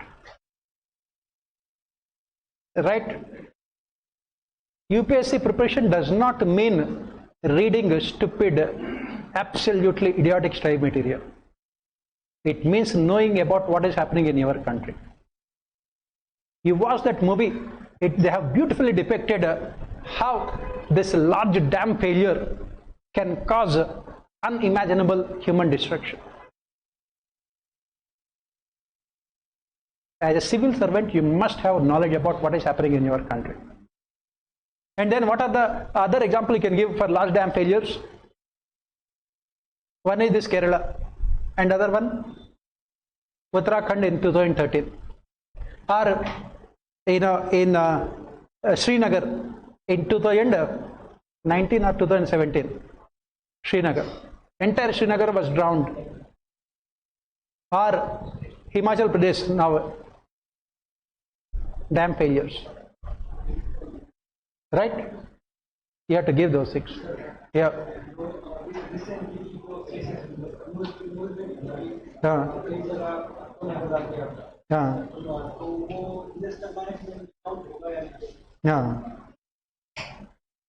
Pardon? No. I'm sorry, I'm not. Recently में news में था जो dogs street dog को हमला करते street dogs. Yes. That is a dog problem, not no. But again, it is an issue. Nowadays, UPSC is asking anything and everything. Chemical and biological threat. Chemical biological threat is there, but again, we have not seen that kind of threat till now. That is it. Yes, they are increasing. Dog menace is there. Yes, human beings biting dogs. That's what you are talking about? Okay, sorry. Right.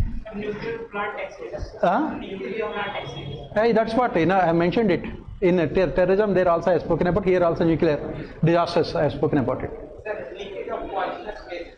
Leakage of poisonous gases, that is also problematic. Yes, they are all man-made disasters.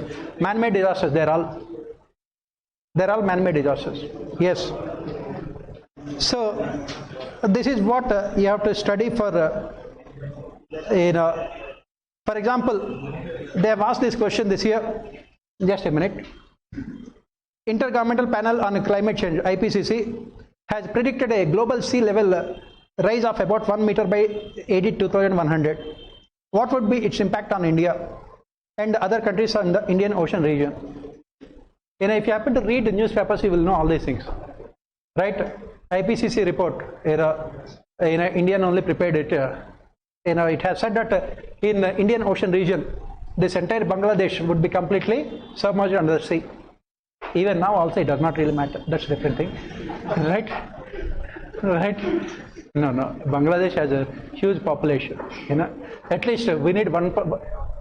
We need one team to defeat us regularly in cricket. In the last 4 matches, Bangladesh had won 3 matches against India. Right? Because that is also part of disasters. Right? So again, entire Bombay, it is said that also would be underwater only. Already you can see the coastal cities of Calcutta, Chennai, Bombay are under severe threat because of sea level rises. If you are reading newspapers regularly, you will find all these articles. Right? So this is what about disaster management. And then what else is there in GS paper 3? Science and technology. Again, science and technology, they are asking mostly current events. Only current events. For example, this year they have asked about AI, artificial intelligence, which is in the news almost every day. If you are reading news, and then look at this one. Discuss several ways in which microorganisms can help in meeting the current fuel shortage. Again, if you are able to read newspapers, you can find these things.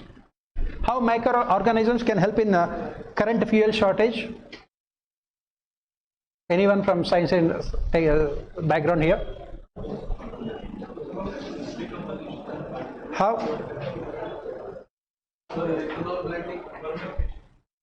Pardon?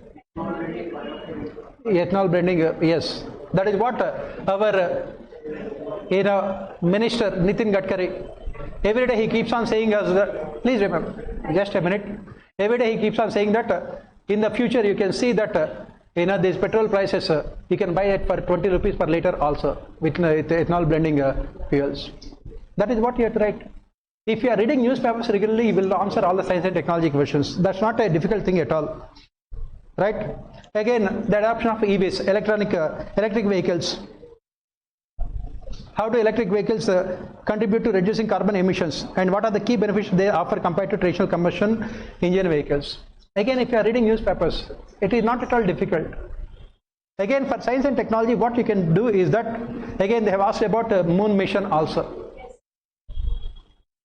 Is there anything which you cannot, and National Wetland Conservation Program?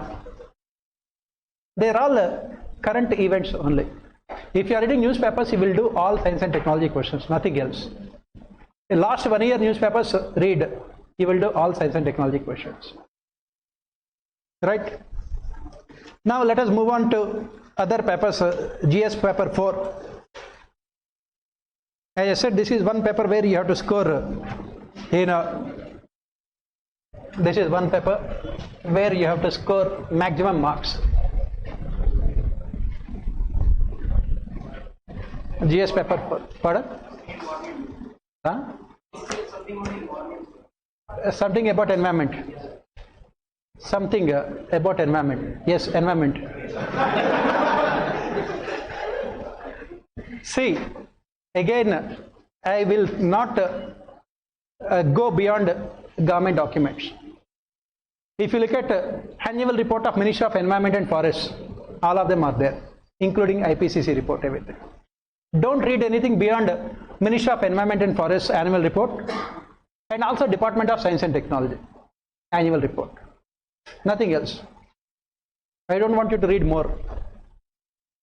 Ministry of Environment and Forests annual reports, wetland projects and everything you can find in Ministry of Environment and Forest reports. Right?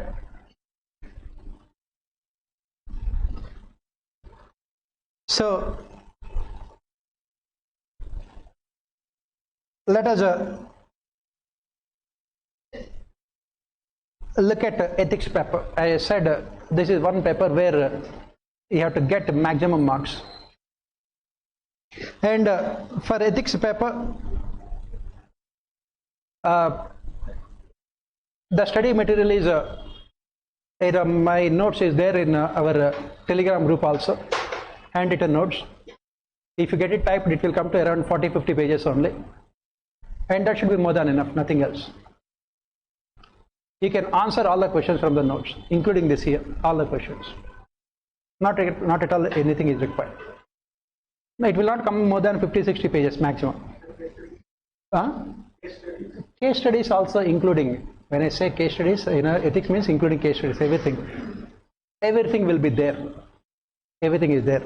I'll just take up some of the ethics questions this year and explain how easy it is a paper. Ethics is one paper where just by reading for not more than 1 week, I said repeat, 1 week, you should be getting at least 140 marks. Not more than 1 week, you should be getting 140 marks. And please remember, there are certain books which I would suggest you to read, not test books. For example, this Mahatma Gandhi's biography, My Experiments with the Truth. It is there in our Telegram group also. Please go through that book, because you have to give as many examples as you can. Next, other book that you have to read is this Vinod Roy, former chief, CAG, had written a book on, it's his own biography, not just an accountant, because all the case studies can be picked up from that book. All the case studies can be picked up from that book only. Not just an accountant. The name of the book is Not Just an Accountant. Right? Otherwise, nothing else is required for ethics paper. I will just explain. I will take up the questions and I will explain how they are so easy. What do you understand by moral integrity and professional efficiency in the context of corporate governance in India? Illustrate with suitable examples. So what is this exactly, morality, moral integrity? And what is professional efficiency? Professional efficiency, we know what it is. It means that from a corporate governance point of view, you must be in a position to maximize the profits of your organization. You must be able to maximize the profits. How to maximize profits? By increasing revenues and by reducing cost of production. That's what we study. Profit is the difference between revenue and cost. It is the difference between revenue and cost. Right? So when we talk about professional efficiency means, as we study with Simon, please remember ethics paper requires a very good knowledge of public administration, whether you like it or not. In-depth knowledge of public administration, because you are going to use all those values in administration. That is where you have to interlink the things also. When we talk about this professional efficiency, it is about maximizing profits. How to maximize profits? Very simple. As we study in economics we call it as a decimal science. Do you know economics is called decimal science? Why it is called decimal science? Because it is value neutral. It does not have any values. Economics will tell you, economist, he will tell you how to maximize profits. How? Create artificial scarcity in the market. Right? The prices of your product will go up. Sell them in the market with higher price and make more profits. Are there any values here? No, it is only about profits. Similarly, economics will tell you that you will maximize your profits when you have a monopoly. Kill all the competition in the market, you will maximize your profits. Kill all the competition in the market and you will maximize your profits. That is what economics will tell you. That is what is professional efficiency. It is all about maximizing profits. And moral integrity means, as we study in ethics paper, we say that means are as equally important as ends. That is what we say about moral integrity. That is what corporate governance is all about. Corporate governance is all about, ensuring ethics in governing or in managing the corporates. Why it is important? You have to give examples, illustrate with suitable examples. When organizations give only importance to what is called professional efficiency and they completely ignore moral integrity, what happens? Give the examples. Give the examples of India in the last 10 years. So many corporates have collapsed. They have completely disappeared because they only gave importance to profits. What are the examples you can give me? DLF. And Reliance Dhirubhai Ambani. Anil Ambani's. In 2010, Anil Ambani was the 9th richest person in the world. And he was more richer than Mukesh Ambani. What happened to him? Because he was only thinking about professional efficiency, in the process completely ignoring moral integrity. Give the example of Videocon. It had collapsed. Videocon. At some point of time, Videocon was one of the most profitable firms in India. This is about India. Give examples from the global perspective. This Lehman Brothers, a multi-billion-dollar company. It was there for almost 150 years, and it had collapsed overnight because they gave importance to so-called profits. And this ethics paper requires as much knowledge of a current society as you can, because for every question you need a lot of examples, right? For example, next question. International aid is an accepted form of helping resource-challenged nations. Comment on ethics in contemporary international aid. Support your answer with suitable examples. If you remember, we have spoken about these things in public administration also. The same question was asked. As I keep on saying, if you are good with your public administration, you will answer 90%. I repeat, 90% of the questions in ethics paper. As we say, what is the objective of international aid? What is the ethics behind international aid? No, there is some. I will tell you. Don't worry. I will tell you. No? Just wait.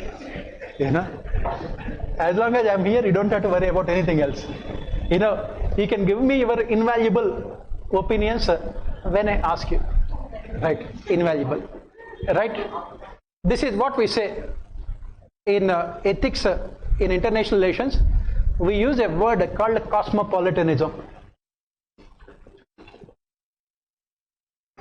Please remember, this is the motto of our entire G20 meet also. What is this cosmopolitanism? Have you heard about it? Cosmos means universe.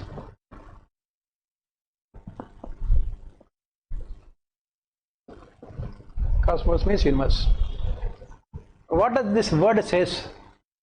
It says that every citizen on this earth must have the equal opportunity and access to utilize the resources of this earth. Every citizen must have equal, because countries are the geographical entities which are created by human beings for themselves. They are geographical entities. If you look from a moon, is it possible for you to identify any country, any of the countries? All of us are citizens of this earth. And what is this cosmopolitanism in Indian sense? The motto of G20 also, Vasudhaika Kutumbakam. Vasudhaika Kutumbakam. That is what we say. The entire world is one family. That is how ethics in international relations should be guided. And unfortunately, what we have done, we have created this concept of nationhood, wherein we have created separate identity for ourselves apart from the identity which is part of the nature. What is the identity which is part of the nature? All of us belong to one single planet called Earth. And we have created these artificial identities. So what happened? Over a period of time, with the spread of the so-called aggressive nationalism, some countries started exploiting other countries for the benefit of their own people, resulting in colonialism and imperialism later. And they had become rich because of the exploitation of these countries. That's the reason why over a period of time, ethics in international relations have said that the rich countries have this moral responsibility to come to the rescue of poor countries. Through aid, investment, trade and other means, these rich countries have the moral responsibility. But over a period of time, as we discussed also, this international aid is being used as an instrument by the countries to serve their political interests. For example, NATO bloc is there, Warsaw Pact is there. So NATO countries, they would help only those countries which are part of the NATO bloc. And the communist countries, that is what we had, a bipolar world. After the disintegration of Soviet Union, what happened? These multilateral institutions started dominating the aid in the countries around the world as part of aid and loan conditionalities, which we call it as good governance also. And even now also, give the examples, communist China, in order to spread its wings all over the world, it is using this aid as an instrument to influence the foreign policies of countries. So, United States of America, for a long period of time, has been using the same thing. Right? That is why this question was asked. Right? Ethics in contemporary international aid. It is mostly influenced by a country's self-interest rather than the need of a particular nation. Give the examples here. For example, in African countries, these countries have witnessed so much of disasters, natural disasters in the recent past, right? They have witnessed so much of natural disasters in the recent past. But the developed world, has not really bothered, they have not really bothered to, don't worry about, let us look at ourselves, right? You are looking as if you are seeing the human beings for the first time in your life, right? So, this, yes. Sorry to disturb. Sorry, right, okay. So, and that is why, we are talking about ethics in international. And give the example here, because you are writing for UPSC, you should always give example from India's perspective. Very good. Right? Right. So, for example, give the example of India's vaccine Maitri. Yes. That is what you have to go to here. Right? Next, corruption is the manifestation of the failure of core values in the society. In your opinion, what measures can be adopted to uplift core values in our society? What can we do to improve the values of our society? Corruption is because of absence of values in our society. So what can you do to improve the values? Please remember, none of these questions require any kind of preparation, as I keep on saying. Take yourself. What will you do to make yourself a good person? For that, you must accept the fact that you are a bad, or for that matter, worst also. Accept. So what can we do? How to improve the value system? What can we do? How to improve the value system? First, parents. We always learn our values from, as I said, all these things are there in our study material. What UPSC has done, after they take our study material, first page they will ask one question, after 4 pages one more question, that is how they are asking, otherwise nothing else. Ethics compulsory, right, very good. You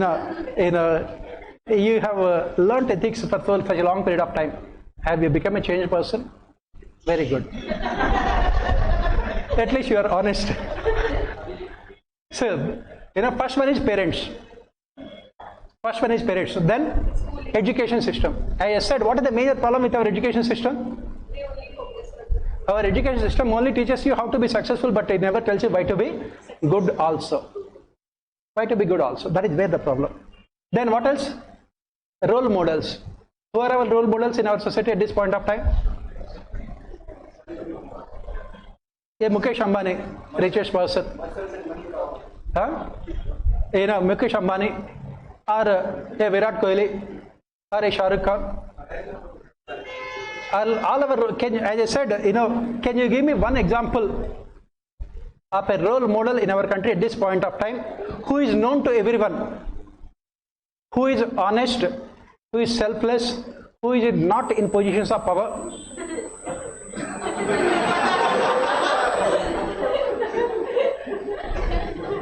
Who has worked selflessly for the society,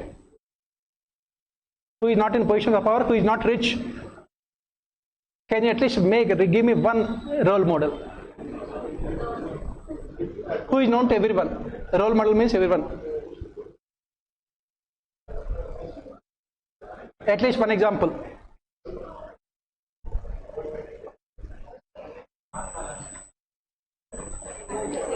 At least one person. Yes?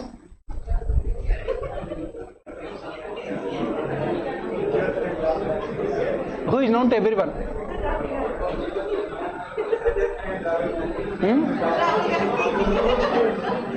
That is where the problem is. Right? See, as I said, again, take, you know, these questions, as I keep on saying, please remember, ethics does not require any kind of preparation. Please go through our notes, that should be more than sufficient. You know, take this question. What really matters for success, character, happiness and lifelong achievements is a definite set of emotional skills, your EQ, not just your pure cognitive abilities that are measured by conventional IQ. Do you agree? Give your views. I think in our class also I spoke about these things. What really matters is your EQ, not your IQ. You know, your emotional quotient is more important than your IQ. Right? You know, what do you mean by that? The question says that what really matters for success, character, happiness and lifelong achievements is a definite set of emotional skills. Right? Your EQ. Do you agree with this view? Give reasons in support of your answer. Give the examples of those people who can be called really successful, not successful from materialistic society point of view, who had that huge amount of EQ, emotional quotient. What is EQ? As we study again these things in our ethics paper, you know, we talk about this as part of this topic called emotional intelligence. We talk about 5 different kind of skills that we must have as part of emotional intelligence. You know, you talk about empathy. You talk about self-awareness. You talk about awareness about others. You talk about social skills. All of them are part of what you call EQ, emotional quotient. Because at the end of the day, take the case of all the top successful leaders in the world, they have those skills. Give the example of Mahatma Gandhi. Give the example of Swami Vivekananda. Give the example of Mother Teresa. Now, since the beginning of civilization, we remember Gautam Buddha, Mahavir Jain, Jesus Christ, or Guru Nanak. Do we remember those great rulers who have ruled the world? Do you remember Alexander in the same, in the same pattern as that of these great people? Obviously not. Why? Because they are the ones who had that kind of emotional intelligence, EQ. They know, what exactly is life, and they are the ones who can be called role models. You have to give the examples from those people. Again, in our notes also I had given unique characters of all these people, which you have to write as part of your answer. What is the unique character of Mahatma Gandhi? What are the unique? Nowadays it has become fashion all over the country to criticize Mahatma Gandhi, especially the leftists and all those other people. It had become fashionable. So, what are the unique characters of unique strengths of Mahatma Gandhi? You must have known something about Mahatma Gandhi. What are the unique abilities that you find in Mahatma Gandhi? That is, everyone knows. I am talking about his character, his personality. Empathy. Sympathy. Empathy. Empathy. Yes. Anything else? He can emotionally connect with the. What are the unique? That is what I keep on saying, analyzing. In our notes also I had given all these things. I had given about Mahatma Gandhi, I had given about Ambedkar, I had given about Swami Vivekananda, I had given about Jawaharlal Nehru, Sardar Vallabhbhai Patel. They are the ones who are really successful because they have that kind of EQ. Right? In case of Mahatma Gandhi, the most important strength that he has is understanding about the strengths and weaknesses of Indians. That is the reason why he had become such a successful leader. He could easily find out that Indians cannot get freedom through violent means. And he has converted our weakness into strength, non-violence. He said that come and beat me as much as you want. I will not react, I will not respond. After that, Britishers did not know how to, fight Mahatma Gandhi. Because for everything he would say that do whatever you want. Right? And one more thing is perseverance. Perseverance. Your ability to carry on even in the most adverse circumstances. He was the only leader in 1916 to believe that India could get independence. And his ability to extract maximum from even the poorest of person. The difference between Mahatma Gandhi and Jawaharlal Nehru in terms of their ideology is that Gandhi believed in the abilities of common man. That is the reason why he made freedom movement a mass movement. Women also came out of their houses. Right? Whereas Nehru believed more in the intellectual capabilities of bureaucracy. That is the reason why he is a failure. Right? So you have to identify these things. That's why I said please read Gandhi's autobiography. You can answer all these questions. Right? Again, almost every question you can see in our notes. All these questions, ethics paper. If you read it, our notes, you will answer almost every question. For example, explain the term social capital. How does it enhance good governance? Social capital and good governance, as we keep on studying a lot in public administration. Social capital, the objective of social capital is to convert demographic bulge into demographic dividend. Social capital will create a population which is aware about its rights, which also has the ability to get its rights implemented by the government. That is what is good governance. They demand participation, they demand transparency, they demand accountability, they demand rule of law. When people are knowledgeable, educated and aware about their rights. Right? So ethics paper, I just said, don't worry about it. You can read our notes, you will answer all the questions. Yeah? 300 pages. But again, it is handwritten. If you type it, it will come to only 50-60 pages. That's what I am saying. I said if you get it typed. Right? Then come to the paper 1, last paper. I will take up only social issues because the history and geography, you can do it on your own. Right? Again, in the social issues also, they are not leaving women. Yes. Right? For example, they have asked this question. Explain why suicide among young women is increasing in Indian society. Why young women are committing suicide? Please remember, again, social issues, you don't require any coaching. If you are able to observe your society, you will answer all the questions. Why suicides are increasing among young women in India? What do you think why suicides are increasing among young women in our country? Why they are increasing?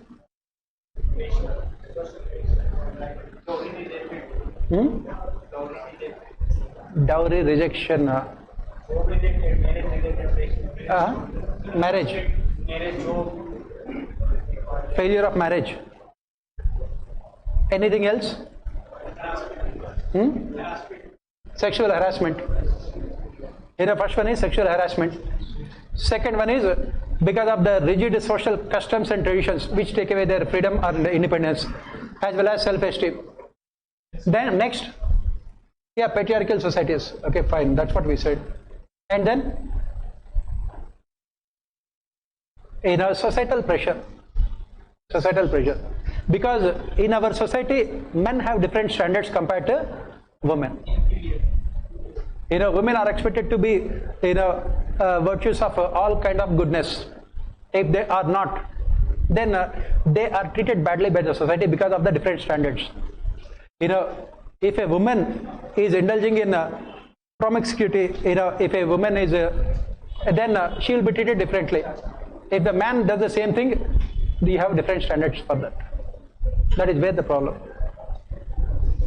Again, most of the things, child cuddling is now being replaced by mobile phones. Discuss its impact on socialization of children.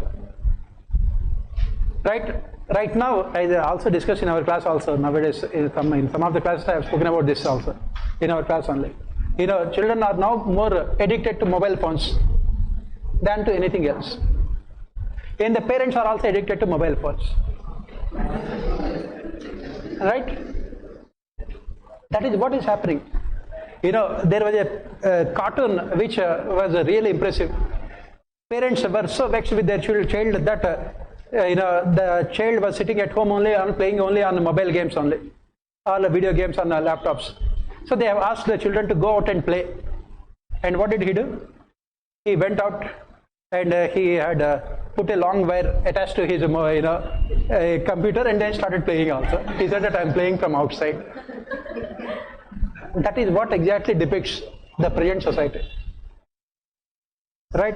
Again, if you are looking at social issues, if you are able to look at what is happening in our society, you will answer all the questions. For example, why did human development fail to keep pace with economic development in India? As we have mentioned, for us, since independence till now, we focused only on physical infrastructure to ensure rapid economic development. Again, the same question, right? Why is caste identity in India both fluid and static? We have discussed this. It is very rigid as well as flexible also. Why it is very rigid, caste identity? Because the government itself is making it so rigid because of reservations. It is becoming fluid also because of urban societies. Right? And discuss the impact of post-liberal economy on ethnic identity and communalism. Ethnic identities, post-liberal economy, impact of globalization on ethnic identities and communalism. And it has worsened also. Why? Because post-liberal economies have seen what is called jobless growth. It has increased ethnic identities.